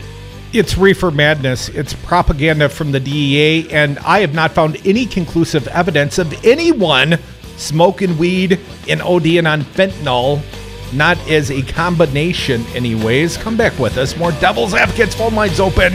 844-967-2789. Russia, if you're listening, sign on with the devil. They are a breath of Hi, fresh I'm Crudy. air. I'm here with my friend Tom Alonzi, principal officer with Teamsters Local 200. Tom, why are you union strong, Teamster strong? Well, because, Crudy, the Teamsters are the most powerful labor union in North America with 1.4 million members, standing together for better wages, benefits, and working conditions at their respective places of work. Tom, what are the unions going to do for the next generation? The same things we Teamsters have done for the generations before them, Crudy. Give them respect, dignity, and representation with a legal binding contract with their employer, not just the empty promises of an ever-changing employee handbook. Tom, if people want to know more about the unions or joining the Teamsters, what do they do? Well, Crudy, they can simply call Teamsters Local 200 at 414-771-6363 and say, I'd like to know more about becoming a Teamster. Or they can go to our website at teamsterslocal200.com. Be union strong. Stand with Teamsters Local 200, like News Talk 1510 AM and your friend Crudy. I am here from the future. The bridge is out because you didn't fund the roads. Listen to 1510 AM WRRD, Milwaukee, Waukesha. Listen to them if you want to live. Businesses today thrive and survive with technology. At Five Nines, we provide businesses with the IT tools they need to stay relevant. We offer enterprise-level solutions at competitive prices. I'm Todd Stryker, President and CEO of Five Nines. Let us manage your IT so you can focus on more important things, like running your business. Check us out at fivenines.com. That's the number 5, NINES.com. Pete's Fruit Market, a family-owned business serving Milwaukee for more than a generation, now has a brand new second location at the corner of North Avenue and Martin Luther King Drive in Milwaukee's Brunsville neighborhood. The new store is open from 8 a.m. to 8 p.m. 7 days a week and always features the freshest fruits and vegetables at the lowest prices. In addition to offering the best produce, Pete's Fruit Market is also a full-line grocery store featuring fresh meats and delicious deli items. Pete's Fruit Market, Milwaukee's best produce. I'm more resourceful than I thought. My suit can still make an impression. My video games are still game changers. And my lamp can bring others a bright future. Because when I donate my stuff to Goodwill, it helps fund job placement and training for people right in my community. Now my stuff gets a second chance. And will give someone in my community a second chance too. Goodwill. Donate stuff, create jobs. Find your nearest donation center at goodwill.org. That's goodwill.org. This message brought to you by Goodwill and the Ad Council. Hello, my name is Earl Ingram, morning show host on Resistance Radio 1510 AM WRRD at a new time slot, 7 a.m. to 9 a.m. Monday through Friday, Saturdays noon to 3. Join us at 844-967-2789, 844-967-2789. Stream us at newstalk1510am.com. Spread the word. Earl Ingram on Resistance Radio 1510 AM WRRD 7 to 9. I'm back. Good afternoon. It is 4:32 for 1510 AM WRRD, Wisconsin's Resistance Radio. My name is Brian Kelly. The Milwaukee School of Engineering received a $34 million gift from an alumnus. Dwight Dierks, who graduated from the school in 1990, is contributing the money to fund the new Dwight and Dion Dierks Computational Science Hall. The facility will allow MSOE to launch a next-generation technologies program that will be one of the only of a few in the nation. The program will prepare students for high-paying positions in artificial intelligence, deep learning, cybersecurity, robotics, and cloud computing. Tonight, there's a wind advisory in effect till 7 p.m. Winds out of the northwest, 15 to 40 miles an hour. Tonight, mostly cloudy, lows in the mid-30s. Still only 47 degrees in Milwaukee and 44 in Waukesha. For 1510 a.m., my name is Brian Kelly.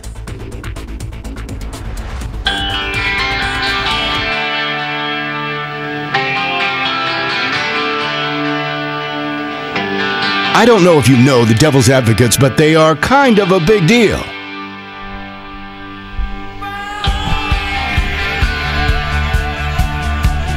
Welcome back to the Devil's Advocates radio show. Looking forward to the arrival of pollster Charles Franklin. He joins us here on Brady Street in the 5 o'clock hour. There's some new 5-county polling out.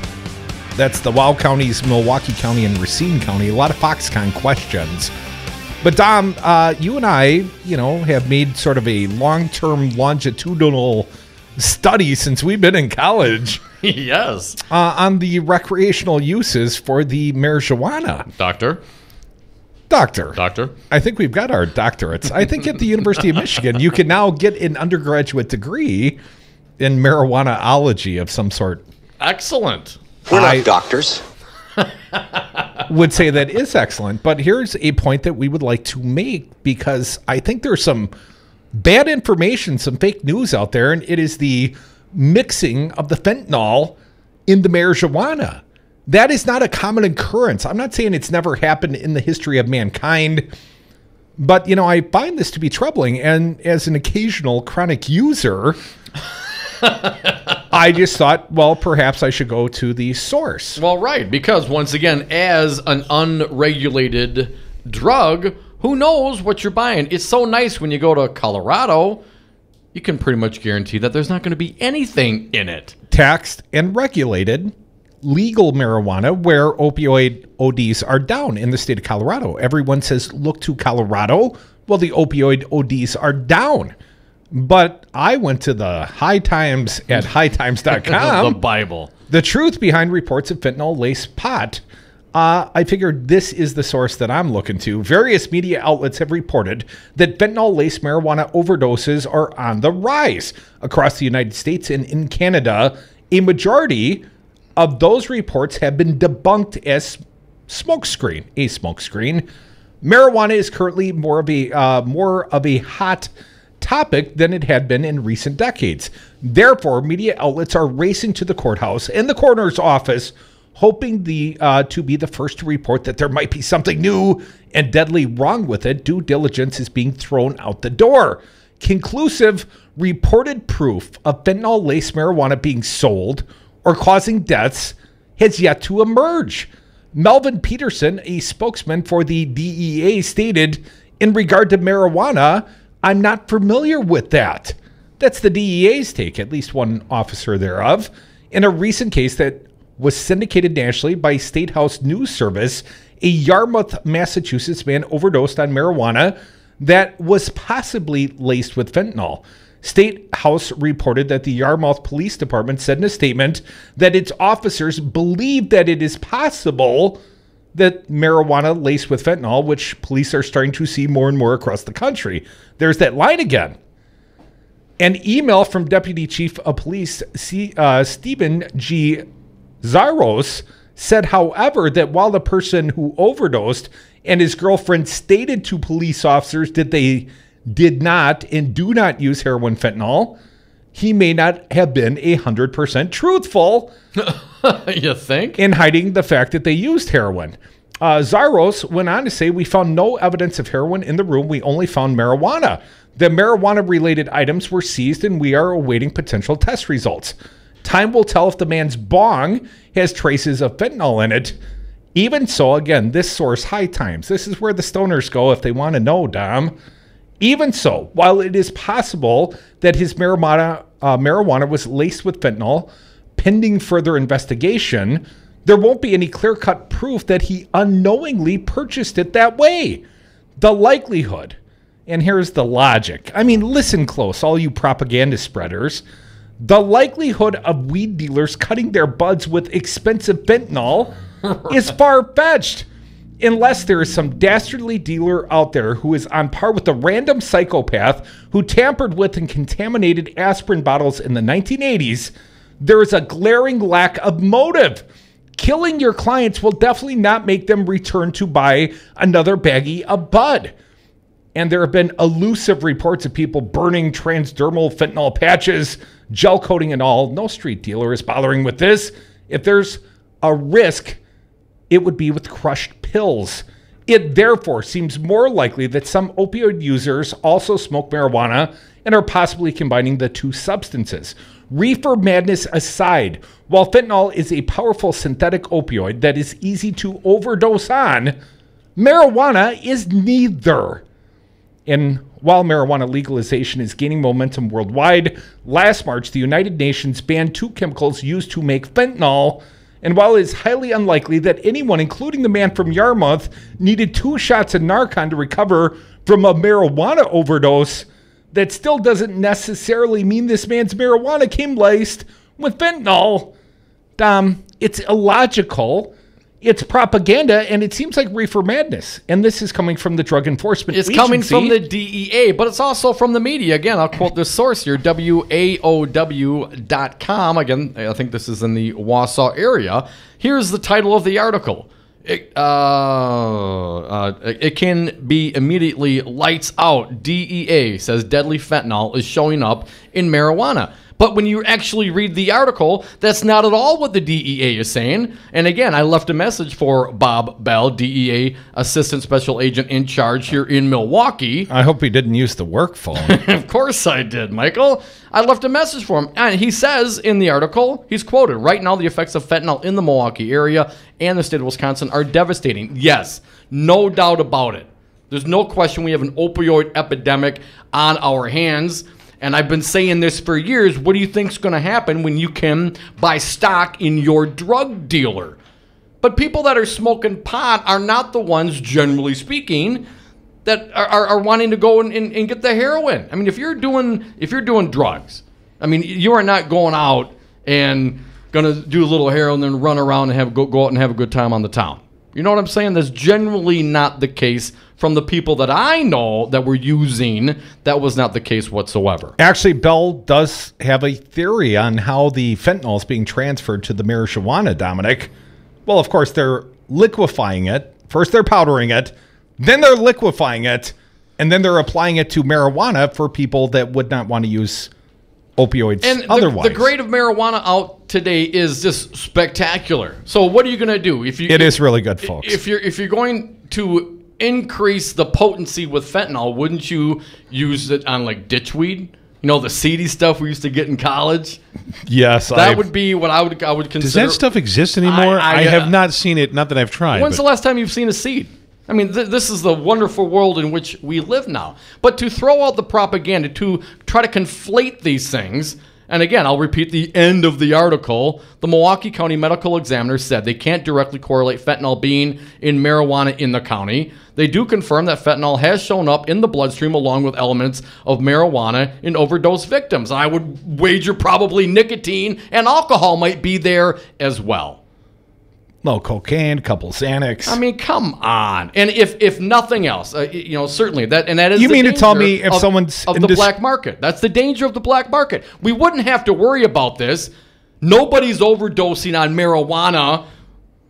DEA, conservatives, Republicans out there. That does not happen. And if this ever comes to light, if this were to be a case, and again, I highly doubt it, and if it's out there, please report it, that does nothing more than justify the reason that this non-lethal drug should remain illegal. Make it legal, you regulate it, these things wouldn't even happen. Well, I guess it's still possible. Of course, we know what happened with the Tylenol back in the 80s, as High Times mentioned, but it's going to take the American psycho to do something like that, and you can't regulate American psycho.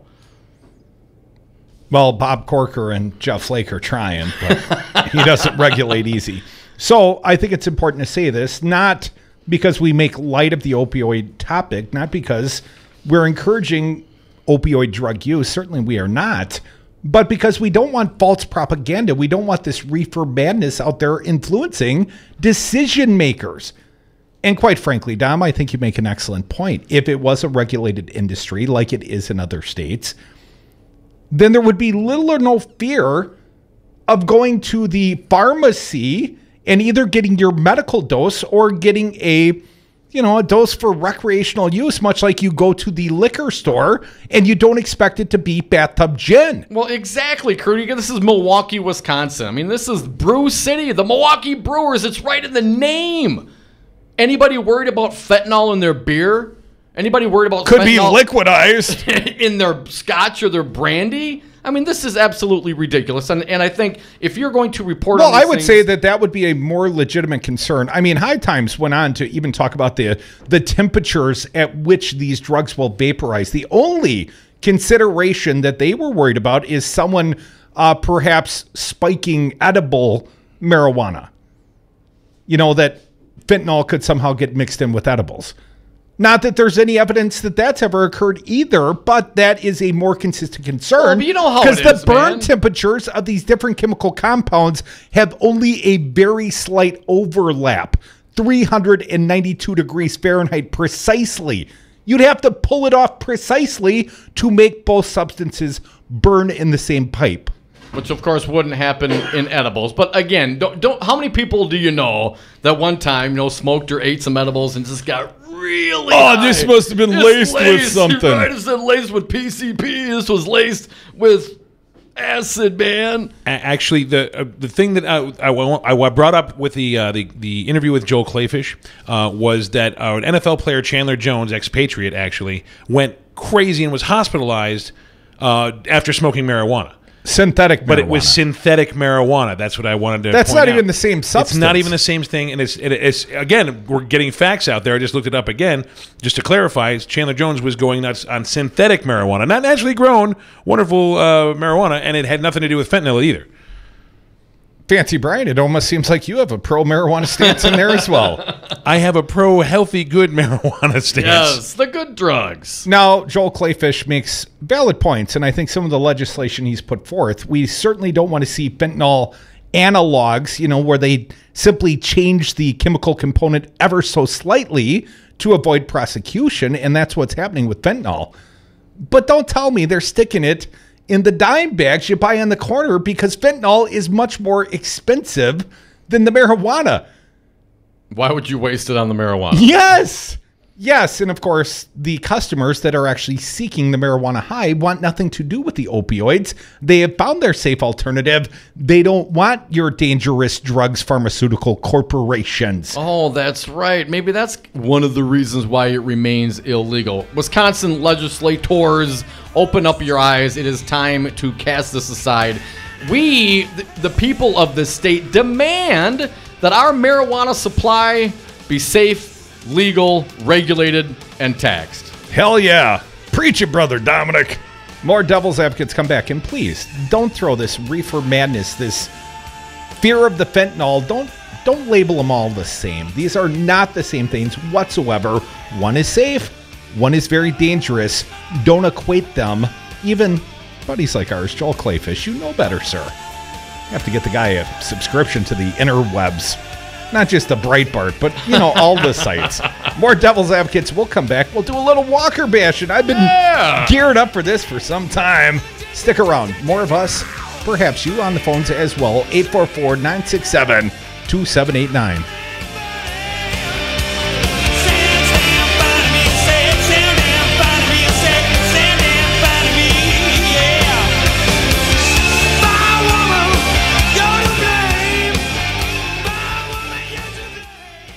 Good people don't smoke marijuana. Doctor. Doctor. Doctor. Doctor. And doctor. Give me a break. We're not doctors. They are a breath of fresh air. Scott Walker thinks Wisconsin should once again hire him as governor. You wouldn't hire me to be a neurosurgeon. This is a person who has not worked in the private sector since 1993. You wouldn't hire me to run condos. You wouldn't hire me to run HP. And has made his political career. You probably wouldn't hire me to run the United States Senate. By using divisive tactics to the benefit of his corporate donors. First step is we're going to deal with collective bargaining for all public employee unions. Because you divide and conquer. Now he supports the largest publicly funded government subsidy of a foreign corporation in American history. They can go suck lemons. And Scott Walker has yet to live up to his first campaign promise to create 250,000 jobs. Is this a campaign promise? Something you want to be held to? Absolutely. Scott Walker, we the people are done sucking your lemons. This message was paid for by the People for People Corporation. Donate online at p4ppc.org, p4ppc.org. We've got Jesse Pica-Holtz in studio with Solidarity Realty. Jesse, why on earth are you advertising in the Milwaukee area when you help buy and sell homes in Dane County? Simple. Since Walker's policies have taken hold 7 years ago, most new job growth in Wisconsin has happened here in Dane County because of its progressive policies. And plenty of folks who commute to or from Madison already know that many rentals here are more expensive than a fixed mortgage. Solidarity Realty. They're real, they're solid, they're honest. Whether buying or selling in Dane County, call Solidarity Realty or find them at solidarityrealty.com. The Devil's Advocates. Major Wisconsin media, they have wrapped our state in a propaganda machine. They push the Wisconsin Walker agenda. That's what is happening. So we have to break that. And it's going to be a lot of work, but thank God we have 1510 there to help. Jake, thank you so much. It's going to take more than just 1510. It's going to take people like you and all you listeners. Making radio great again. Do you own a rental property, or would you like to partner with a rental investment team? Call the pros you can trust at CCL Management. Rental expertise second to none, a general contractor on staff to direct repairs and improvements, and real estate brokerage services tailored to the small investor. If you're ready to invest in rental property, or just need professionals to manage your real estate portfolio, call us, CCL Management, at 608-833-0009, or visit us on the web at cclmanagement.com. In Wisconsin, the laws are the same for bicyclists and motorists. So if you bike, ride with the traffic and obey signs and lights. Whether you ride a bike or drive a car, you must yield the right of way to pedestrians at marked and unmarked crosswalks. At intersections, always look for pedestrians before making a turn and slow down in school zones and neighborhoods to keep our kids safe. Share and be aware. We're all responsible. Visit shareandbeaware.org to learn more. Going through divorce is a very emotional time in someone's life, and when I went through my first divorce, I really needed someone to help me through the legal aspects of what my rights were. That's why I got in contact with Lawton & Cates. The attorneys at Lawton & Cates. It's who you turn to for legal advice. 282-6200 or lawtoncates.com. When you need an attorney, trust the voice of experience. The only choice, Lawton & Cates. It only takes a minute to find out if you may have prediabetes, and you can do it at doihaveprediabetes.org. But you're probably not going to, are you? Kids, work, listening to the radio. You're busy, which is great because busy people can't get prediabetes. Oh my, I read that wrong. They can. Should have worn my glasses. So visit doihaveprediabetes.org and take a short test because prediabetes can be reversed. Brought to you by the Ad Council and its pre-diabetes awareness partners. The Devil's Advocates, where there's always time for Scott Walker bashing. Hashtag Walker bashing. And we are back. Thank you for listening to the Devil's Advocates Radio Show, streaming live on YouTube, on Facebook. We're on Twitter at Devil Radio. And we're on the phones, 844-967-2789. This one's going out for the Wankinator. He's in fuego, Dominic!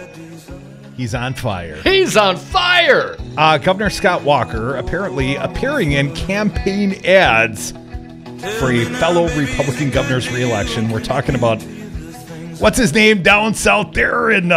Bruce Rauner. Yeah. I recently did an anti-Rauner ad when I left down to Chicago. Well, Fancy Brian, that's why I got you involved during this part of the conversation. And we've got that ad, and we should play it for the people. And the Wankinator, you know, he embarrassed us again, folks. But see if you think there's any truth to the assertion he makes.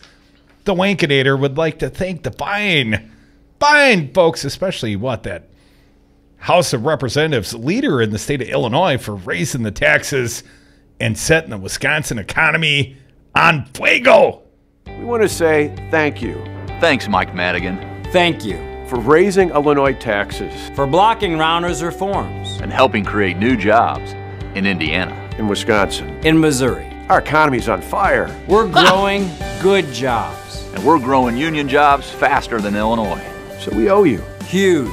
Hoosiers love you, Mike Madigan. Cheeseheads love you, Madigan. Big fans here in Missouri. Big time. Thank you, Mike. Thanks, Mike.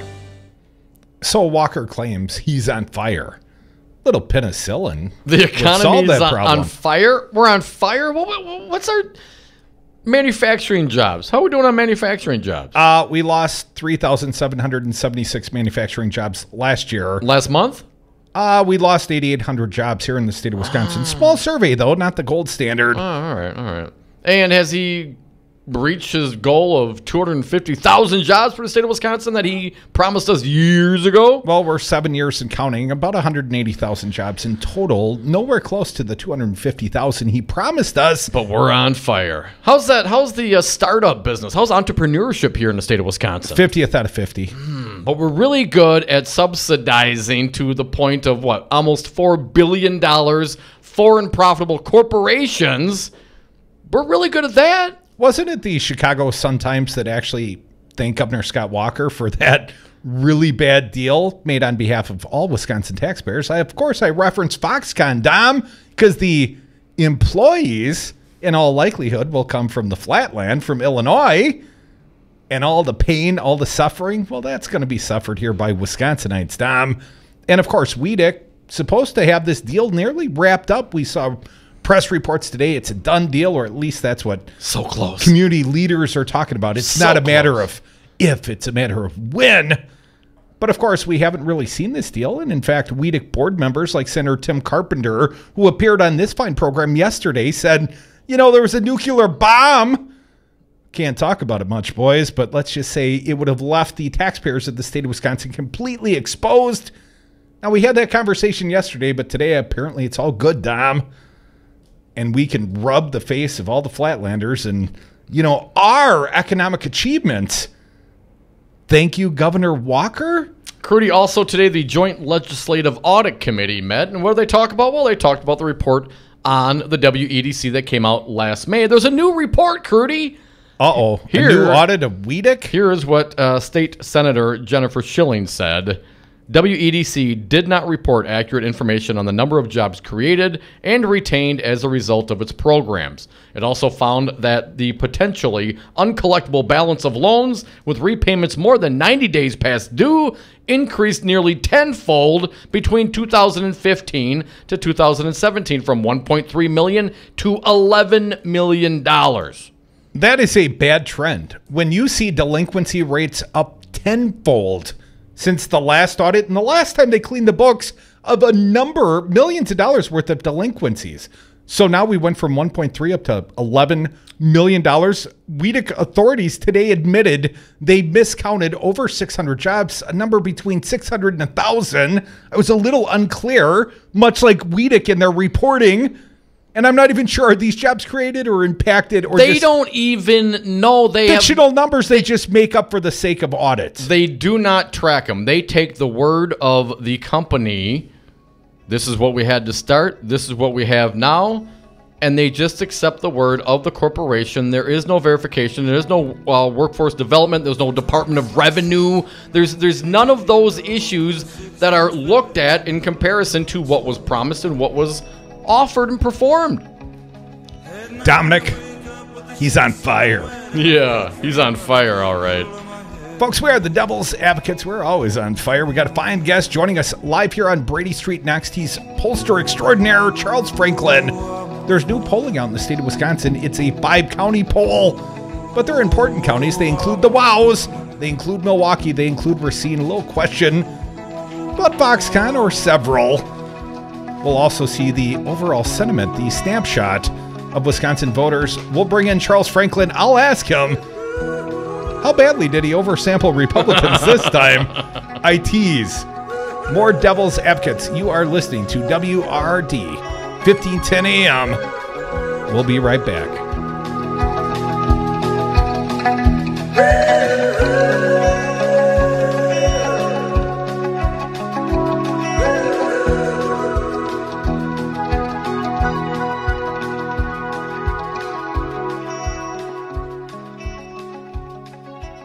Fire, fury, and frankly power.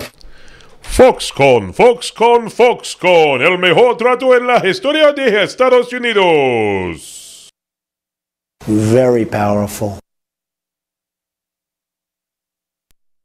I was on Zero Res Madison's Facebook page the other day, and they have almost 2,000 testimonials from local customers. Apparently, I'm not the only one stoked on how cool this company is. A green technology that actually works better and doesn't cost more, it's a no-brainer, I'm in. We are starting our own Devil's Advocates revolution to free your carpets from harsh chemicals and soaps. Call Zero Res today and ask for the Dom and Crute special 608-848-9000 or schedule online at ZeroResMadison.com. Zero Res, spell it forward or backward, it's the right way to clean.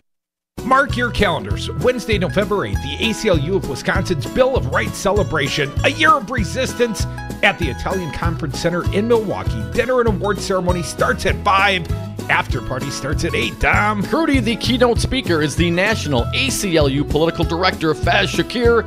Tickets for the whole evening, $100 per person, or just come to party with the Devil's Advocates and music from Madison's own Whiskey Farm for just $25. The ACLU is honoring Planned Parenthood, the NAACP Youth Commandos of 1967, the brave plaintiffs in their case against conditions at Lincoln Hills, and the lead plaintiff in the voter ID case. The ACLU of Wisconsin's Bill of Rights celebration, Wednesday, November 8th. Go to aclu-wi.org for tickets and more information. I only drink when I feel good. I've got what I love and I love what I've got. It just so happens I'm happy a lot. If you're a single man under the age of 35, you'd probably like to know what the ladies are looking for on an online dating site. A guy who had a few drinks and later got pulled over for buzzed driving.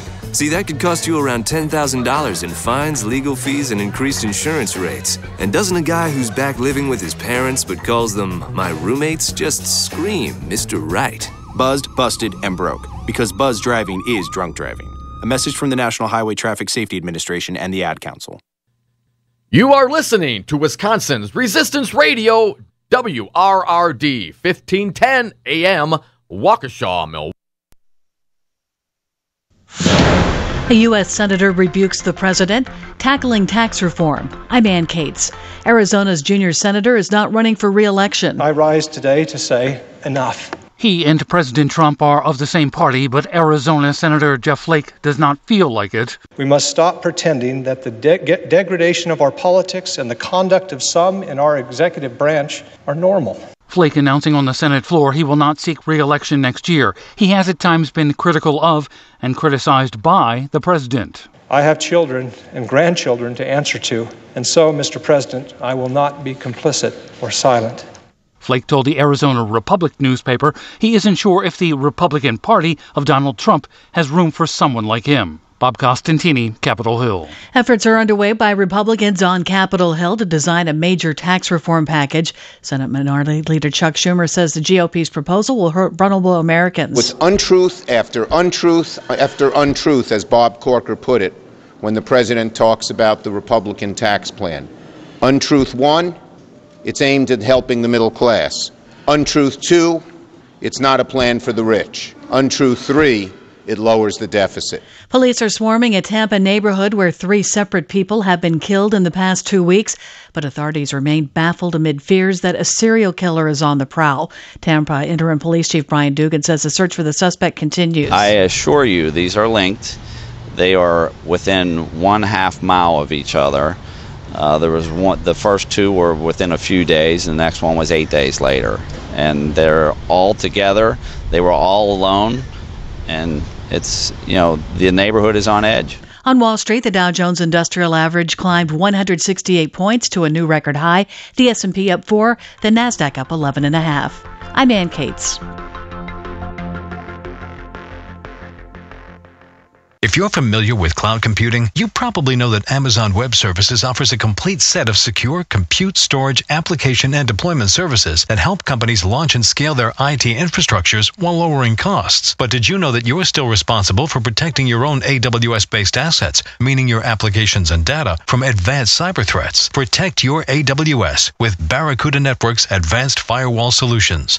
Visit AWS Marketplace or barracuda.com/AWS to learn more. This is Charles Osgood. Since auto owners insurance began in 1916, the world has entered the information age of computers, email, and smartphones. While technology continues to advance, we believe people help people best. That's why you'll only find auto owners insurance from your local independent agent, a real person who protects your life, family, and business. Auto owners insurance, 100 years of putting people first. In Richland, call the Goplin Insurance Agency at 608-647-2114. Odds makers are betting on which city will be home to Amazon's second headquarters. Good news, maybe, for Atlanta. Paddy Power, which mostly takes wagers on sports but occasionally ventures into politics and other topics, gives Atlanta 2-1 odds against winning the competition. That's way better than Philadelphia at 7-1, Boston at 8-1, and Toronto at 9-1. The winner gets Amazon's second HQ and the 50,000 jobs and huge economic development boost that comes with it. Cities are trying hard to win. The Atlanta suburb of Stonecrest going as far as promising to change its name to Amazon, Georgia. I'm Michael Toscano. If you want to watch this year's World Series games, it won't be cheap. The average asking price is more than $1,800 for a ticket to tonight's opening game between the Astros and Dodgers in Los Angeles.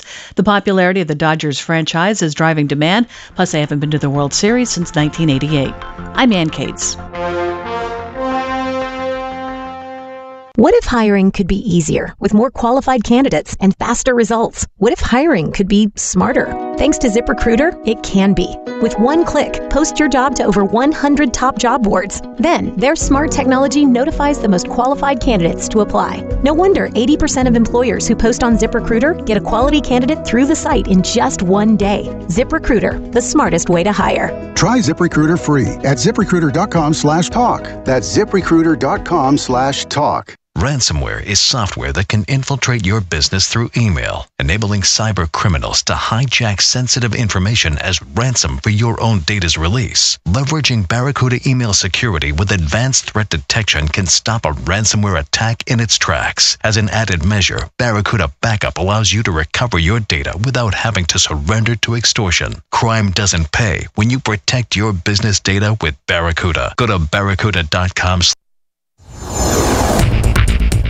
Good afternoon. It is 5:05 for 1510 AM WRRD, Wisconsin's Resistance Radio. My name is Brian Kelly. Home sales in Wisconsin were down last month. A new report out yesterday from the Wisconsin Realtors Association showed sales of existing homes fell 1.2% in September compared to the same month last year. But the median price of a home sold last month was up 4.8% to $175,000 from the median price of $167,000 in September of last year.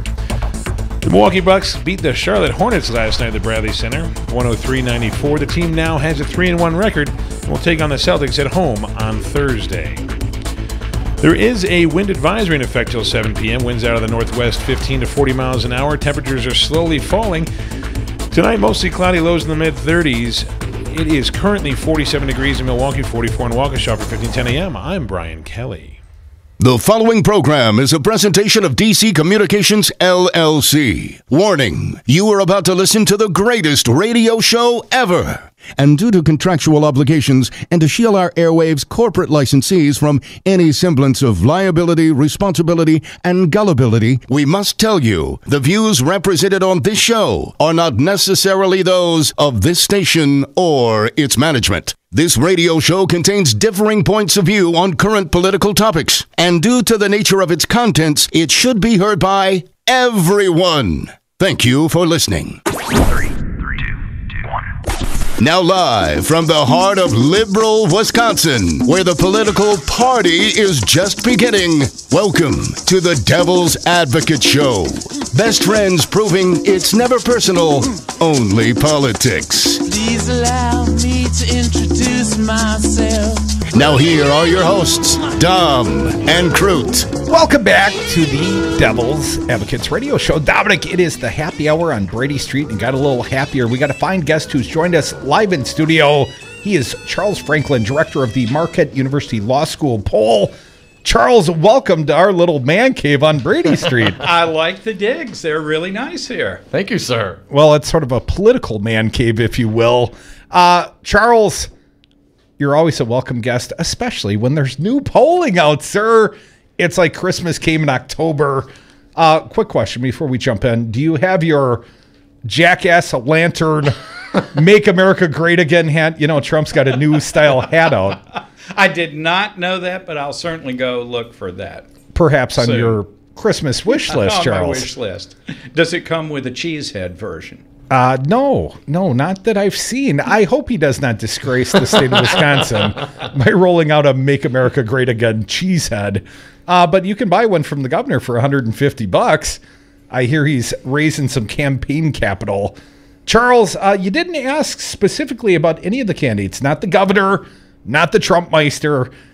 This poll was really just about this area of the state of Wisconsin. 5 counties, Waukesha, Ozaukee, Washington, Milwaukee, and Racine counties. Why'd you pick these 5s, Charles? Right. Yeah, this is a departure from our usual polling, and you really don't want to confuse this with our statewide polls that people have gotten used to and that I've enjoyed talking to you about over the years. This is the launch of a new Milwaukee area project that we're doing at the law school through the Lubar Center, and it's going to focus in both polling but also other kinds of data on economics and demographics and so on, just on the Milwaukee region. This is the biggest core of the state's economy. It's where the biggest concentration of people across the 5 counties live. And so we wanted to do polling just for this area and really to talk about policy issues, your sense of community, your work life, things other than the political and horse race kind of polling that we do and certainly will continue to do in the statewide polls. But that's the reason the content this time is quite a bit different than the statewide content. Charles, you compared those 5 counties, especially the dynamic differences between the WOW counties and Milwaukee County. How do you balance out, how do you decide samples when it comes time to determine percentage of Democrats, percentage of Republicans, and then how do you always eventually end up oversampling Republicans, sir? You know, I don't think you guys will ever find one of my samples that hasn't managed that. I can get that down to 1%. I haven't done the crosstabs yet, I'm pretty but sure where you'll come down. That's mostly me. That's my criticism, Charles. But I'll allow you to continue, sir. Yeah, and so the answer is this is a sample of adults, and the population or the sample size is proportionate to how many people live here. And so Ozaukee and Washington County, which we combined together, are 12% of the region's population, and they're 12% of our sample. So we just make sure that we've got that. Now, you don't, in our polling, ever say we're going to sample a fixed number of Democrats and a fixed number of Republicans. We believe that we should let the data speak for itself. We should let the people speak for themselves. If we've sampled people randomly through the region, which is what we do, we will get about the right percentage of Democrats, Republicans, and independents. And we don't need to know what that number is ahead of time. And in fact, it's very hard to know what that number is. You can't go look it up. We don't register by party, for example, in the state. Folks, you are listening to the Devil's Advocates radio show. We got a fine guest live in our Brady Street studio. He is Charles Franklin, pollster extraordinaire, and a new Marquette University Law School poll has dropped today, concentrating on the 5 counties around Milwaukee, including the WOWs and Racine. Dom, why don't you lead us into the issues, buddy? Well, everybody wants to know. This is one that's on everybody's mind. Foxconn. You're polling. 54% of adults believe that Foxconn factory in Racine County will substantially improve the economy in Milwaukee. In the Milwaukee area, right, in the surrounding area. So, you know, here it is. It's going to be just a few miles south of where we are in Racine County, Mount Pleasant. And 54% say it will help the economy. 37% don't think so. I think you'd call that a modest majority and a fair spread between 54 and 37. Now, how about but it's not a complete runaway. Well, certainly. But it's, yeah. And let me ask you this, because I know I busted your chops a little bit before we got on the air here. Certainly, if you add all the other counties and, you know, the way up north counties, that number will probably drop. I think that it may. I mean, certainly you would expect people to see the benefits closer to home. Yeah. But again, this is why you got to think that this is a study of these 5 counties. Yeah. We're not trying to extrapolate to the state as a whole. But that perception that it will help the local economy is pretty clear. Absolutely. What about the price tag? And there it goes the other way. Only 38% think that it'll be worth the $3 billion of taxpayer money that we're going to give to Foxconn for this. 48% think it won't be worth that, and the rest go, I don't know. And so here you have a division of opinion on the one hand, thinking it could boost the economy by a significant plurality, but on the other hand, at the same time thinking maybe we're overpaying for this, maybe we will never really get our $3 billion back. And I like this one, personally benefit, if the respondents would personally benefit. What's in it for me? Right. A vast majority, 65%, saying they will not personally benefit. That's right. And, you know, I think that makes sense. Probably a lot of people don't maybe pleased or unhappy about Foxconn, but don't plan to quit their jobs and go down to apply for work at the factory. What I do like in terms of the data is that folks that live in Racine County are much more likely to think they will benefit, well, and that makes perfectly good sense, of course, right? Of course. So it's always nice when the polling data makes sense that way. Yeah. And of course, the WOW counties, they are much more supportive overall of this Foxconn proposal. They seemingly are also much more Republican there. What did you find when we went to the WOW counties. What did you find the support levels there? Well, it is striking that the WOW counties, which are the most Republican in the state, or among the most Republican in the state, are also the most supportive of giving the money to Foxconn, most likely to say that it will be worth it. They don't think they will personally benefit, and I think that, again, makes pretty good polling sense.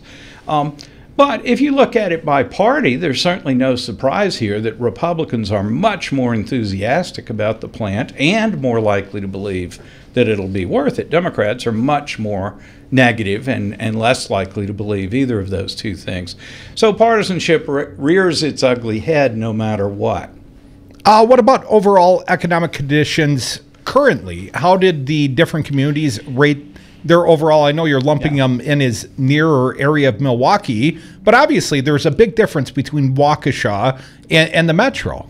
And what you see, I think, it's particularly striking is that we're, in the 9th year or so, 8th year of the recovery after the recession, and yet still under 10% rate the economy as excellent. We've had a long and sustained growth, though one might argue that it hasn't been extremely fast, but it's one of the longest sustained growth periods in the country's economic history. But we still don't see ourselves as into excellent territory. Now, if you take that group and the 42% that say the economy's good, you're up to 51% that say it's either good or it's excellent, but that's just barely half, despite low unemployment, a long sustained growth, and so on. Now, it's not surprising that, again, if we break that down by where do you live, the wealthier your community is, the happier you are, and the more positive you are about the economy. If you live in the city of Milwaukee or Racine County in particular, the lower median income areas of the region, people are a bit more negative about it. Charles, did you specifically ask the question, how many of the adults perceived our economy as being on fire, as the governor would characterize it in the a negative campaign ad done for the Flatlanders? I think we'll have to open the open-ended questions there and see if anybody volunteered on fire. But we'll keep that one in mind to add as a category to the next poll. You're listening to the Devil's Advocates Radio Show live on WRRD, Wisconsin's Resistance Radio. Charles Franklin, director of the Marquette University Law School poll, joins us in studio. Staying on the economic conditions here, Charles, family finances differ across the area. In Milwaukee, city of Milwaukee, 37%, only 37% say they are living comfortably. That's a stark contrast to the WOW counties as well. That's right. When we look at this question, we see that living comfortably, just getting by, and struggling are the three categories we give. And across the whole region, those three numbers are almost identical to what they are statewide. But break it down by county here, and not surprisingly, you live in a well-off county, you're much more likely to be comfortable. You live in a lower income region, and you're much more likely to say you're struggling. Tell you what, Charles, let's take a quick break. There is plenty to pour through in this newest polling, Marquette University Law School. We've got a fine guest right here on Brady Street with us. He is Charles Franklin. He's a pollster extraordinaire, and we're going to go inside the issues with Charles. Come back with us. More Devil's Advocates right here on Wisconsin's Resistance Radio, 1510 AM.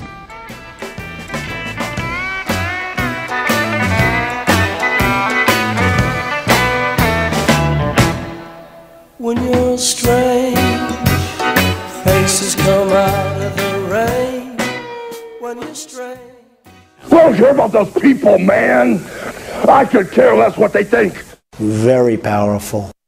Have you outgrown your house? Are you sick of apartment living? Not ready to buy, but know you need to move? Hi, folks. This is Tom Hartman for CCL Management in Middleton. You should consider moving up to one of the finer rental homes CCL Management represents. Unique houses and condos, always clean, most are pet friendly. Visit cclmanagement.com today to find your new home. CCL Management, Dane County's premier leasing and property management company. Call CCL Management at 833-0009. That's 833-0009. Or visit cclmanagement.com today.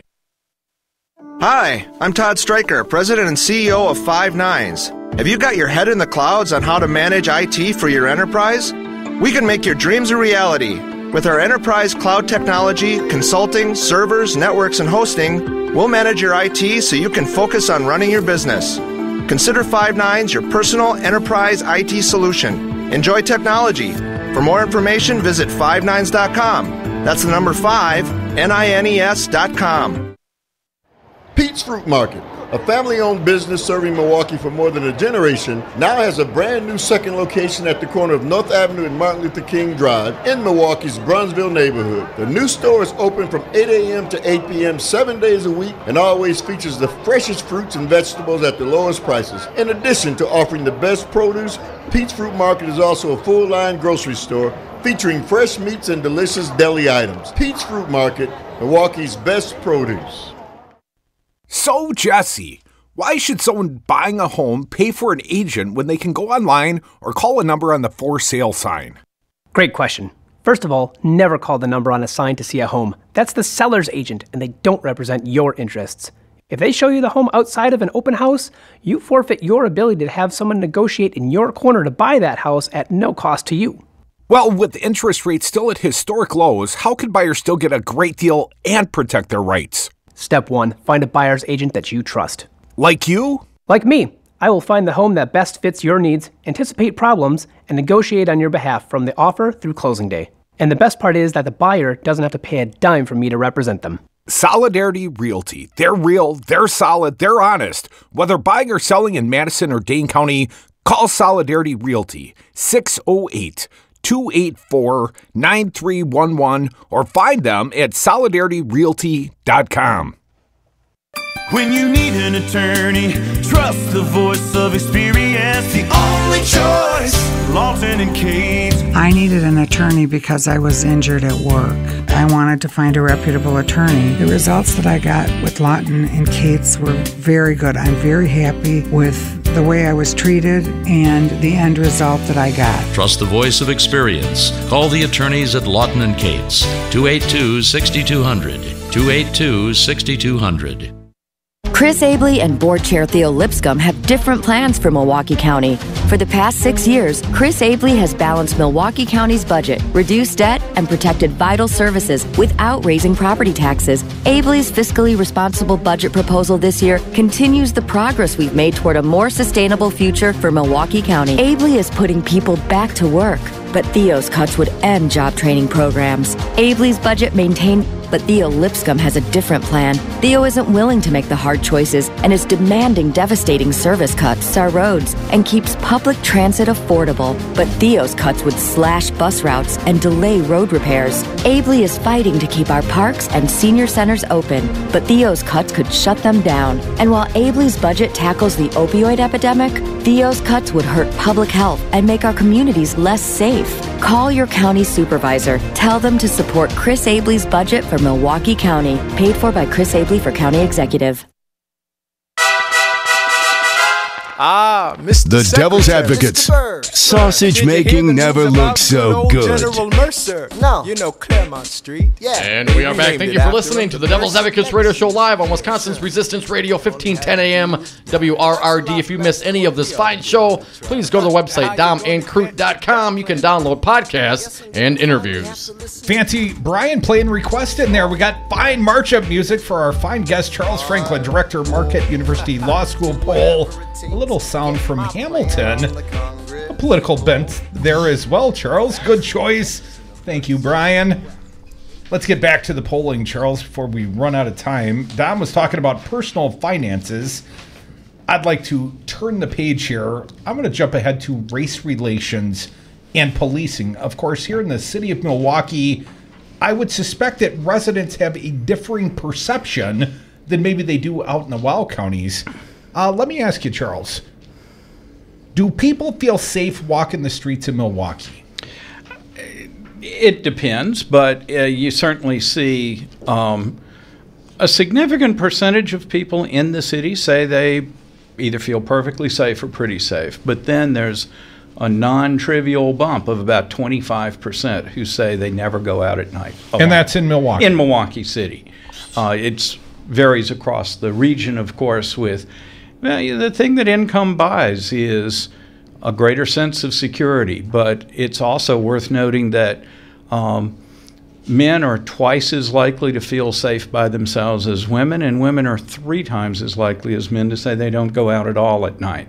Charles, you make one small point. I want to think it bears repeating. The higher the level of income, the greater the likelihood the respondent feels comfortable going out at night. Yes, absolutely. And that has a lot to do with the neighborhood you live in, that people do choose their neighborhood, and safety is one element of that. It's not the only element, but it certainly is one. How do you think race factors in? You guys obviously did some polling on this question. How does race factor into overall perception of safety and enjoyment of community? Well, again, we see moderate differences across race in the perception of safety. It's not overwhelming. Where we see big racial differences is really in the perception of other things. Treatment by the police, whether there's housing discrimination, those things that touch race directly, we saw really big and substantial differences. When you look at things like public safety, you see African Americans and to a significant degree Hispanics feeling a bit less safe, but the differences are not the double or triple differences that we see on other things like police behavior.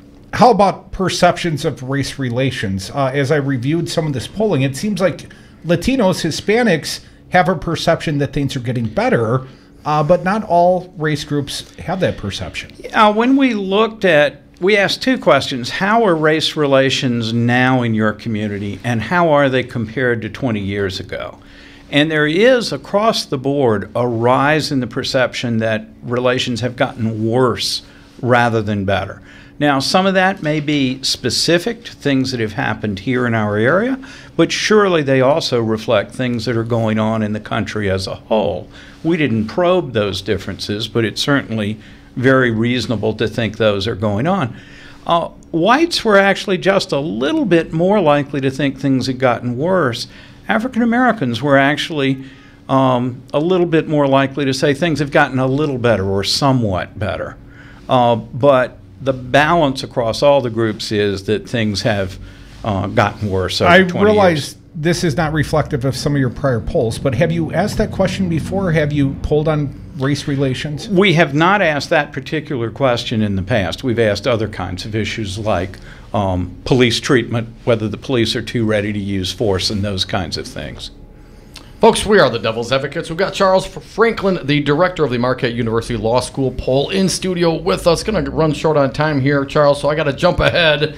News consumption, a big issue with us. Let's talk about it. You ask respondents about newspapers and television. I don't see the radio part in here, Charles. You know, I had the radio part in, and I just ran out of room, and I had to take it out. But we know that everybody listens to radio, particularly at 5 in the afternoon on yes. particularly good stations. The striking thing here is how different print and TV are. Over a third of people now say they don't read a daily paper ever. Only about 20% say they read it every day. A third never do. And how does that track historically, Charles? That's up considerably from where we would have been 10 or 20 years ago. And there's a generational difference. Over half of people under 30 never read. But what's so striking is that daily TV local news consumption is still very high.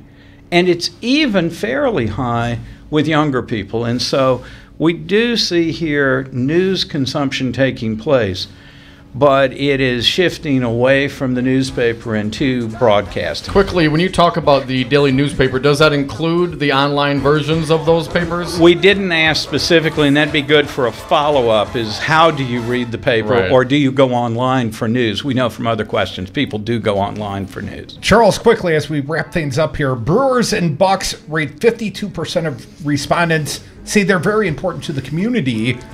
What about the Packers, man?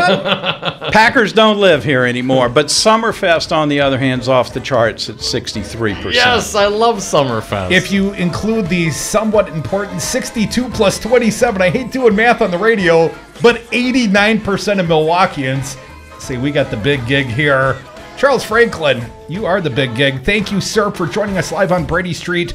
Pollster extraordinaire. We'll bring you down next time. More Marquette University Law School polls drop, sir. I look forward to it. Next year's an election year. Thank you, sir. Folks, we are the Devil's Advocates. We're going to have a fine immigration attorney, a friend of ours from Lawton and Cates, Sarho Barrow, next.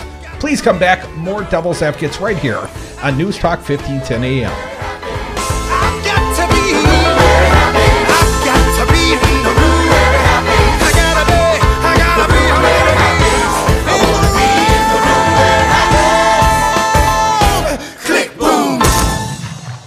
Probably wouldn't be here if it weren't for the American worker.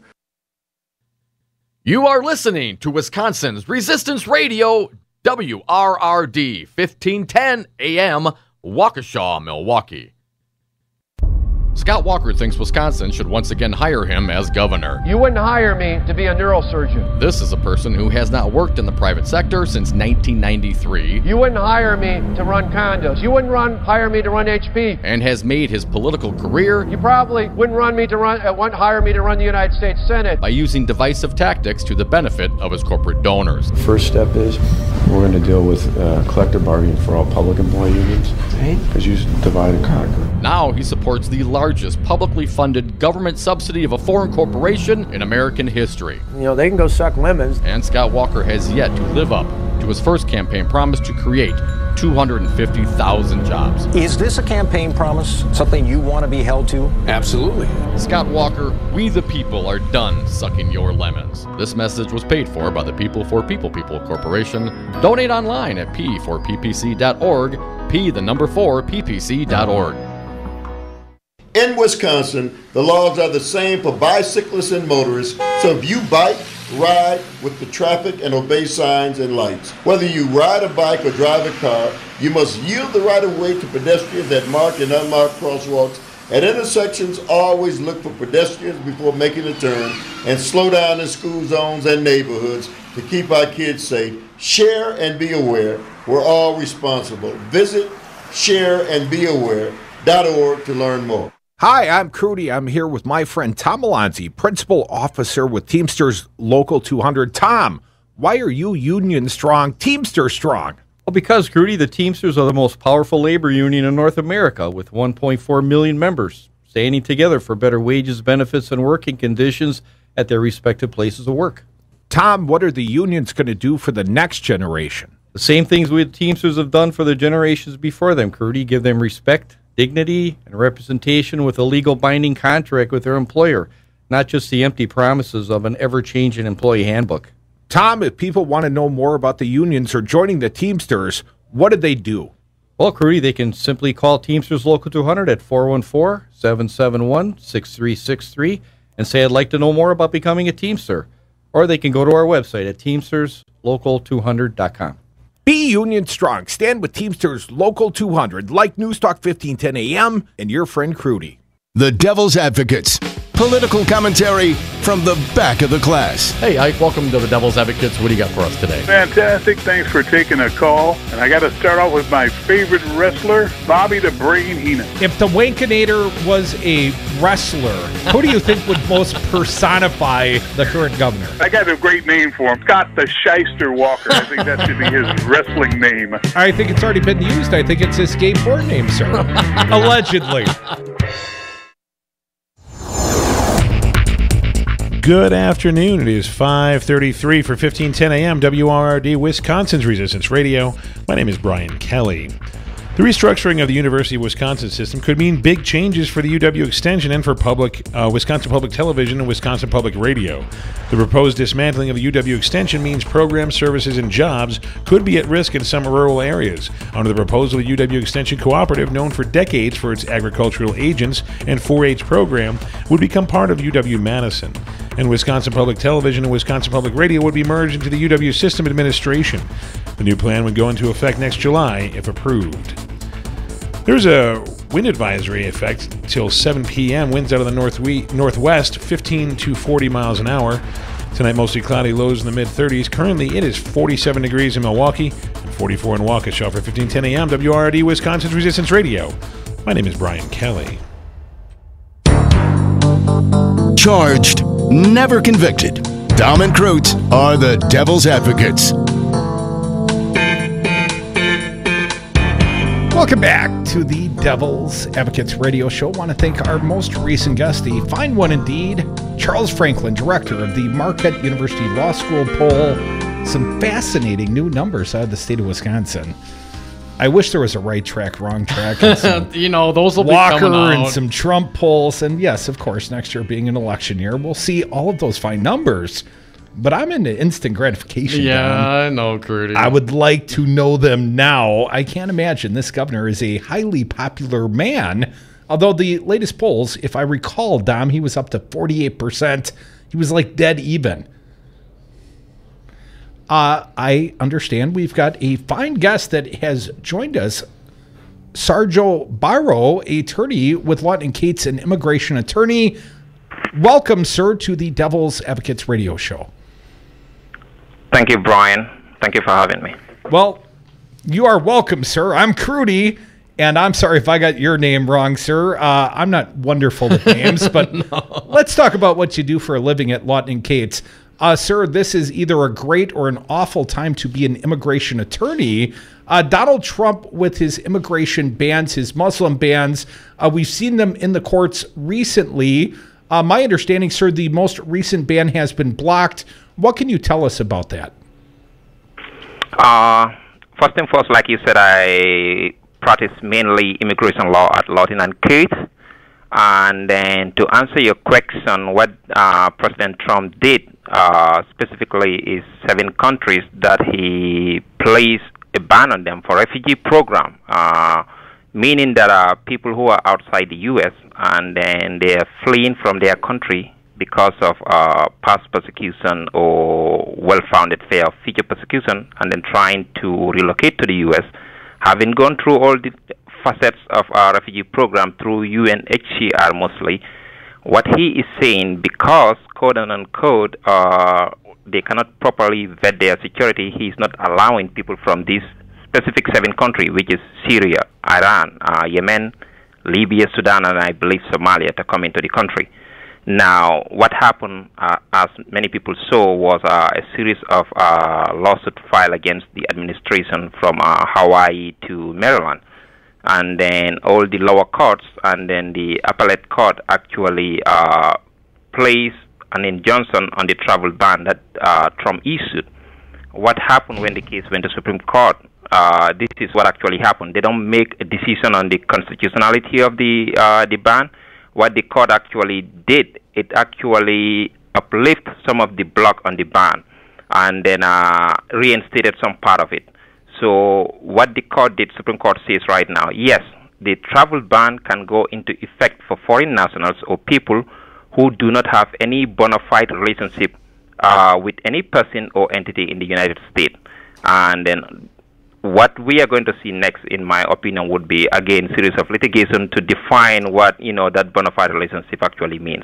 But to be on the safe side, let's say if you are from one of these countries that are affected and then you have family ties here, let's say spouse, children, or parents, or you are a professional who is working with companies over here, or you have substantial investment in the U.S., those people, I would expect and then actually assume that CBP, the Border Patrol, would let those people in.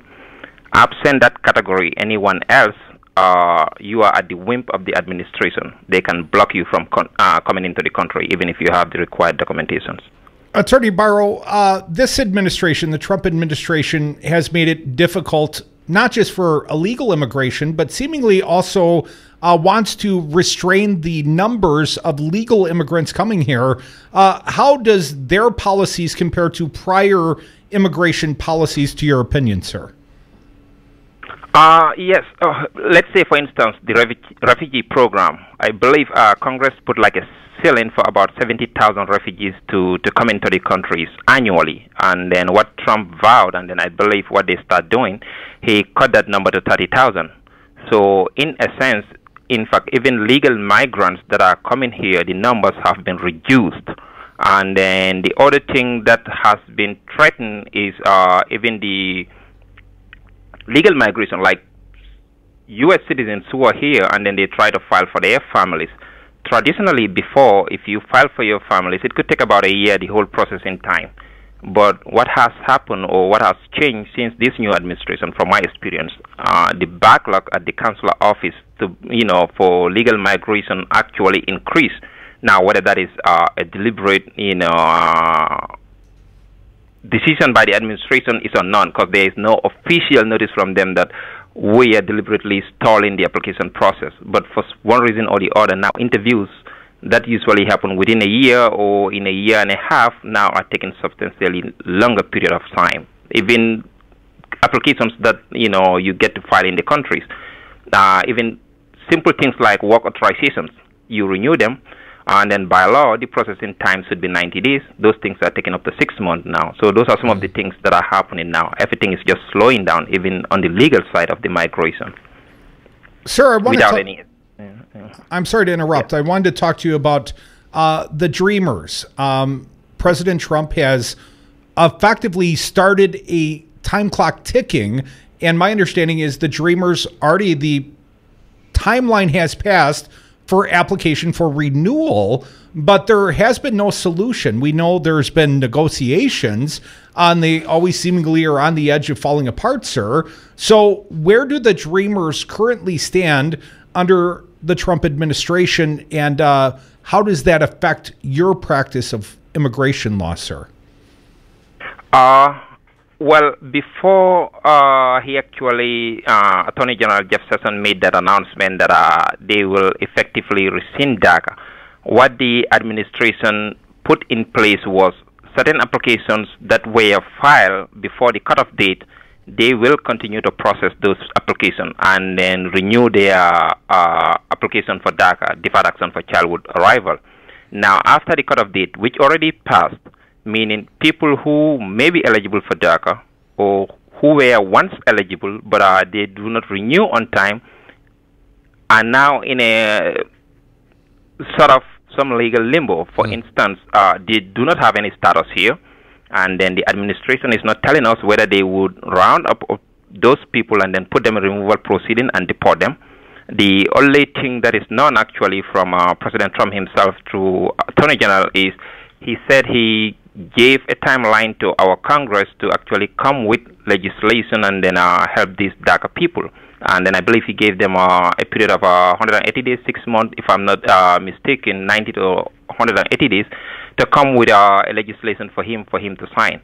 Now, let's say, assuming Congress never reached any solution on the fate of DACA, that would in effect put at least close to 300 to 400 people facing removal proceeding deportation from the U.S., even though there are some people who might actually be in the country as early as 2 years old until now. So the ones that miss the deadline right now, they have no lawful status in the country, and then they have no form of protection. Meaning if they run into ICE, Immigration and Customs Enforcement officials, they can actually be arrested and then be placed in detention or be placed in removal proceeding. That's what their fate is right now.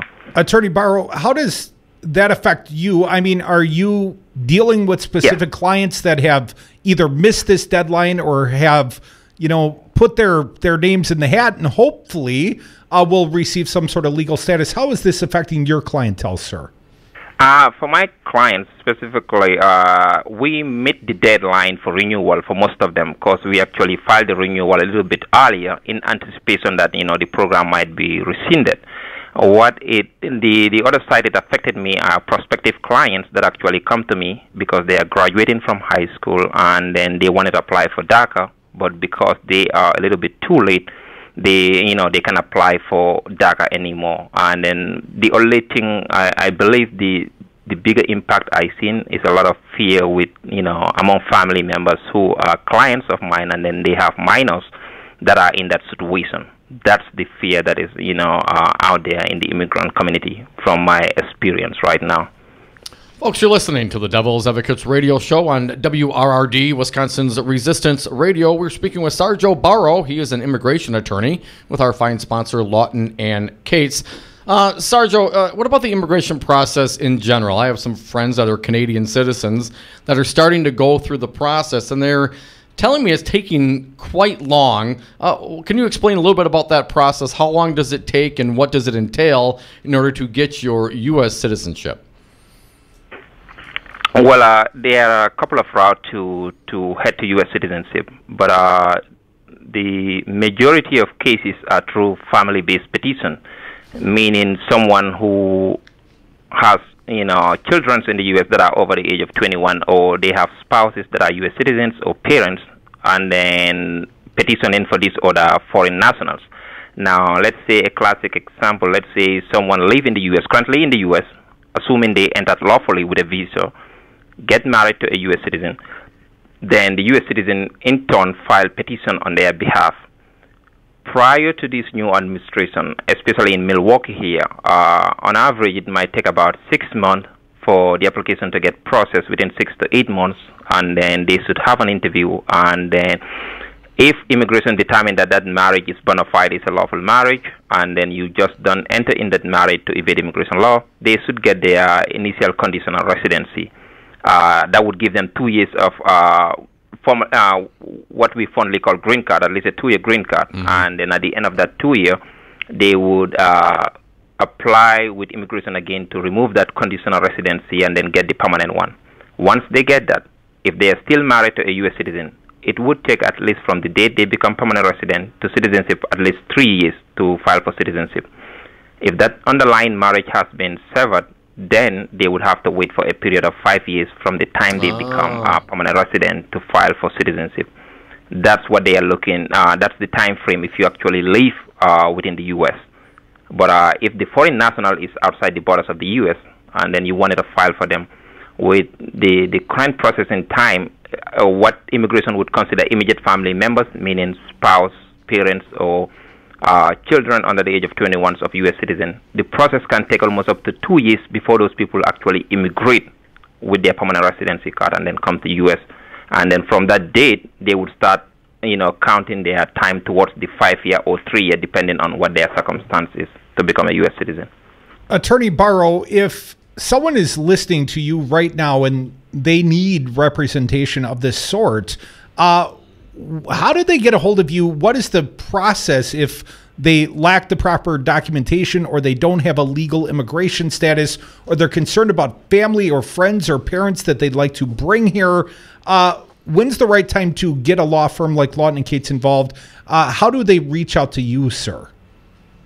Right now, if you have no contact with immigration and then you believe that you don't have any status, I would strongly recommend at least you speak to an immigration attorney. And then if they are contacting us, the best way is to get us at our front desk, 608-202-6200, and then just ask to speak with an immigration attorney. And then they could actually visit our website too, and then submit a form. I would have access to that, and then I would get in contact with them. But also there are other categories of people, like people who actually entered here either lawfully or through EWI, what we call entry without inspection. They take one of the, without the actual, border crossing point, and then are in the country illegally. At one point in time, let's say they had contact with immigration officials and then actually have deportation order. But for one reason or the other, the U.S. government cannot remove them back to their native countries. The program they usually undergo is what they call supervision. Now, if all of a sudden you receive a phone call from ICE and then asking you to come and report, that should be alarming to you. I would not recommend anyone just face immigration that way, because I have seen clients who, answer those phone calls, going to report, and then they get arrested and then detained, get processed to be deported. So at that point, I would strongly recommend you speak to an attorney and then make sure, you get accompanied by a lawyer to that supervision visit. Great. That way you don't end up staying there. Absolutely great advice. Sarjo Barrow, immigration attorney with our fine sponsors, Lawton and Cates. Thank you for joining the Devil's Advocates on WRRD, sir. Thank you very much. It's a pleasure. Folks, we are the Devil's Advocates, coming back one last segment before quitting time. You can reach us 844-967-2789.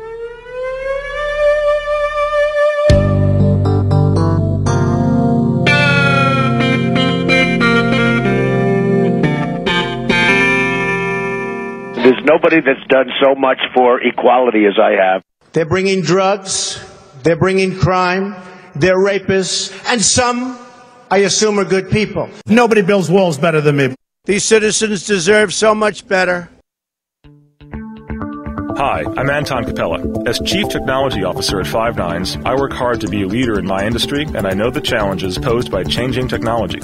It's my priority to make sure your network is up over 99% of the time.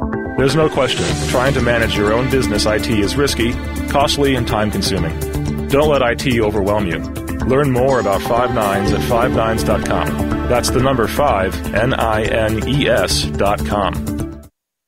Hi, this is Brad Saug, owner of Zero Res Madison Carpet Cleaning. Zero Res is the best new technology in carpet cleaning. We have a patented process using empowered water, a high-tech process in which we force the water to act like soap.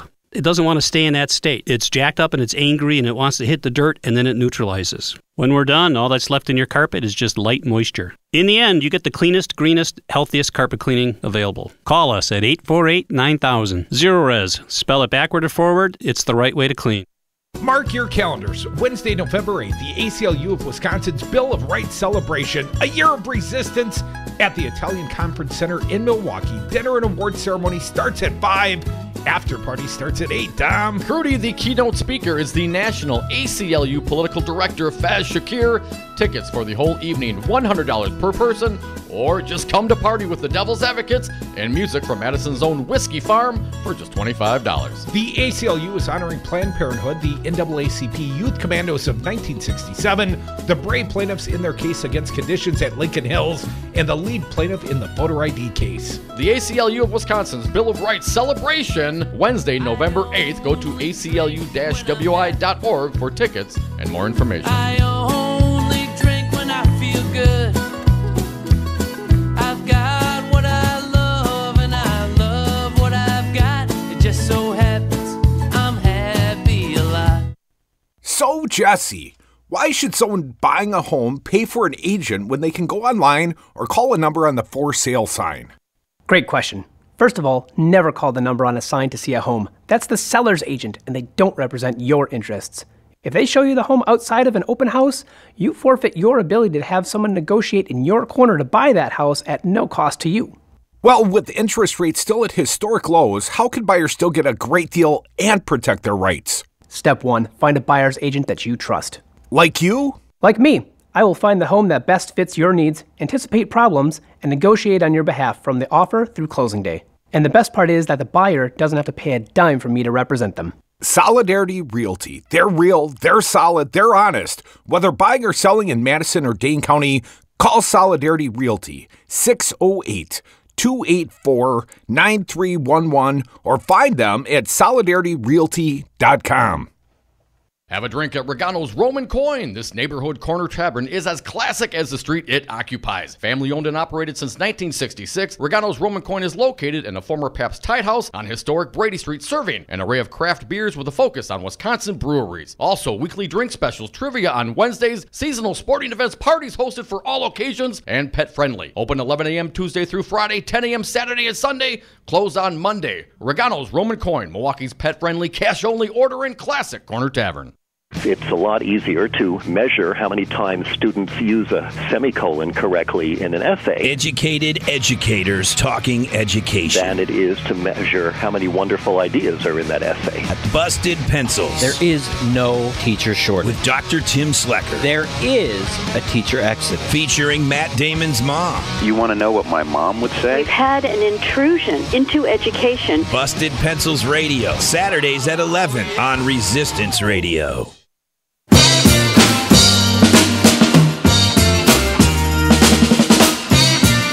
The Devil's Advocates. We drink when we toast when we drink. And we are back. Thank you for listening to the Devil's Advocates. Last segment of the day, 844-967-2789. Also want to thank our last guest, Sarjo Barrow, immigration attorney with Lawton and Cates. Fine sponsors. If you need any immigration attorneys, that's the man to call. Let's get on the phones. We'll go to Pizza Box Mike from Madison. Hey, Mike, what's happening? Hey, I got a great idea for getting these Republicans to legalize marijuana in Wisconsin. I mean, Khalifa, she likes to vape at the Capitol. All we got to do is get in there and switch tanks on it. Have you seen the stuff they got? I mean, they got the batteries that come with it. You know, I know, man. It's crazy. The smoke that comes out of those is amazing. Well, I'm going to mention you in a minute here, Dom. But green would be for the setting for a novice like Walker. Blue is the setting for the guy at lunch hour just needs a lift and doesn't want to go too far. And red is for the hammer lane, like guys like Dom, where the vape's coming out his ears, eyes, nose, and mouth. Yeah. Puff the Magic Dragon. Well, we get the Republicans hooked on that stuff because it is habit forming, not addictive, just habit forming because it's good. And it tastes good, too. So, you know, instead of this Foxconn, they can put $3 billion into a pot factory that's, hey, Scott, it's 12 Lambeau Fields. What do you think of that? I like it. Pizza Box Mike. The gold. Let me ask you in all sincerity, not to make light of this topic. Buddy, what do you think the likelihood is that marijuana dealers are inserting fentanyl in the weed, in the dime bags? Well, thank God I haven't found any of that yet. No, I don't know. You know, if that's going on, that's obviously insane. And, you know, fentanyl's like, I wouldn't mess with that stuff. They got other stuff that's like, what, 50, 100 times more powerful than fentanyl, kills elephants, and we're giving that to people, too. So, but here's my point, Mike. I don't think anyone's actively seeking fentanyl to powder their marijuana with. I don't think that there are drug dealers that are wasting the more expensive, component, which is the fentanyl, on what, making the weed better. The weed's good enough already, man. Most people need to back off the weed these days. So I think that's a part. It seems like propaganda. I'm sorry, Mike. It seems like propaganda coming straight from the DEA. This seems like a new version of reefer madness. This seems like purely fiction created somewhere in the recesses of Jeff Sessions' brain. Oh, absolutely. That guy's, come on. I guess Klan guys wouldn't have been Klan if they were smoking way back when, would they? Good people don't smoke marijuana. Well, I disagree with that, but a lot of these guys that, it's working in other places, and it's only a matter of time, but, the world's coming apart anyway. Might as well just get a vaporizer and enjoy it, boys. Buddy, I see legal hemp made it through committee. That's a step in the right direction. Pizza Box Mike, always appreciate your call, but Dom... Good people don't smoke marijuana. Yeah. I appreciate Give me a break. Your assessment, Attorney General Sessions. I wanted to throw out there, and I realize not the most important story of the day, but the Goobinator's got an online petition, because of course he does. Oh, what's he asking? He's petitioning against protest. He's going to petition you not to protest. What? Especially the American anthem protests. Walker wrote a letter last week calling on players to honor the national anthem and the flag. On Tuesday, friends of Scotty Wanker launched an online petition and digital ad campaign to stop the protesting. Here's what the Wankinator said. Don't take away from something that should be a unifying force. Speaking up for what you believe in is a profoundly American idea. Unless you do it in the Wisconsin Capitol, then I'll have your asses arrested. Yes. But disrespecting our flag and the men and women who have fought to protect and defend our country is not American in the slightest. I would just point out for any of you morons that, might be considerate of putting your names on the Wankinator's little online petition, he's really just trying to get your email address. This is his currency. He eradicated his last campaign debt by selling email addresses up and down the river. And, somebody has to give him those email addresses. Thanks, Mike. You're welcome. Thank you, Charles Franklin, director of the Marquette University Law School poll. Thank you, Say it. Thank you, Sarjo Barrow, immigration attorney with our fine sponsors at Lawton and Cates. And I thank all the ones named Smith. Please listen again tomorrow. It'll be worth your while. I guarantee it. I think this situation absolutely requires a really futile and stupid gesture be done on somebody's part. We're just the guys to do it.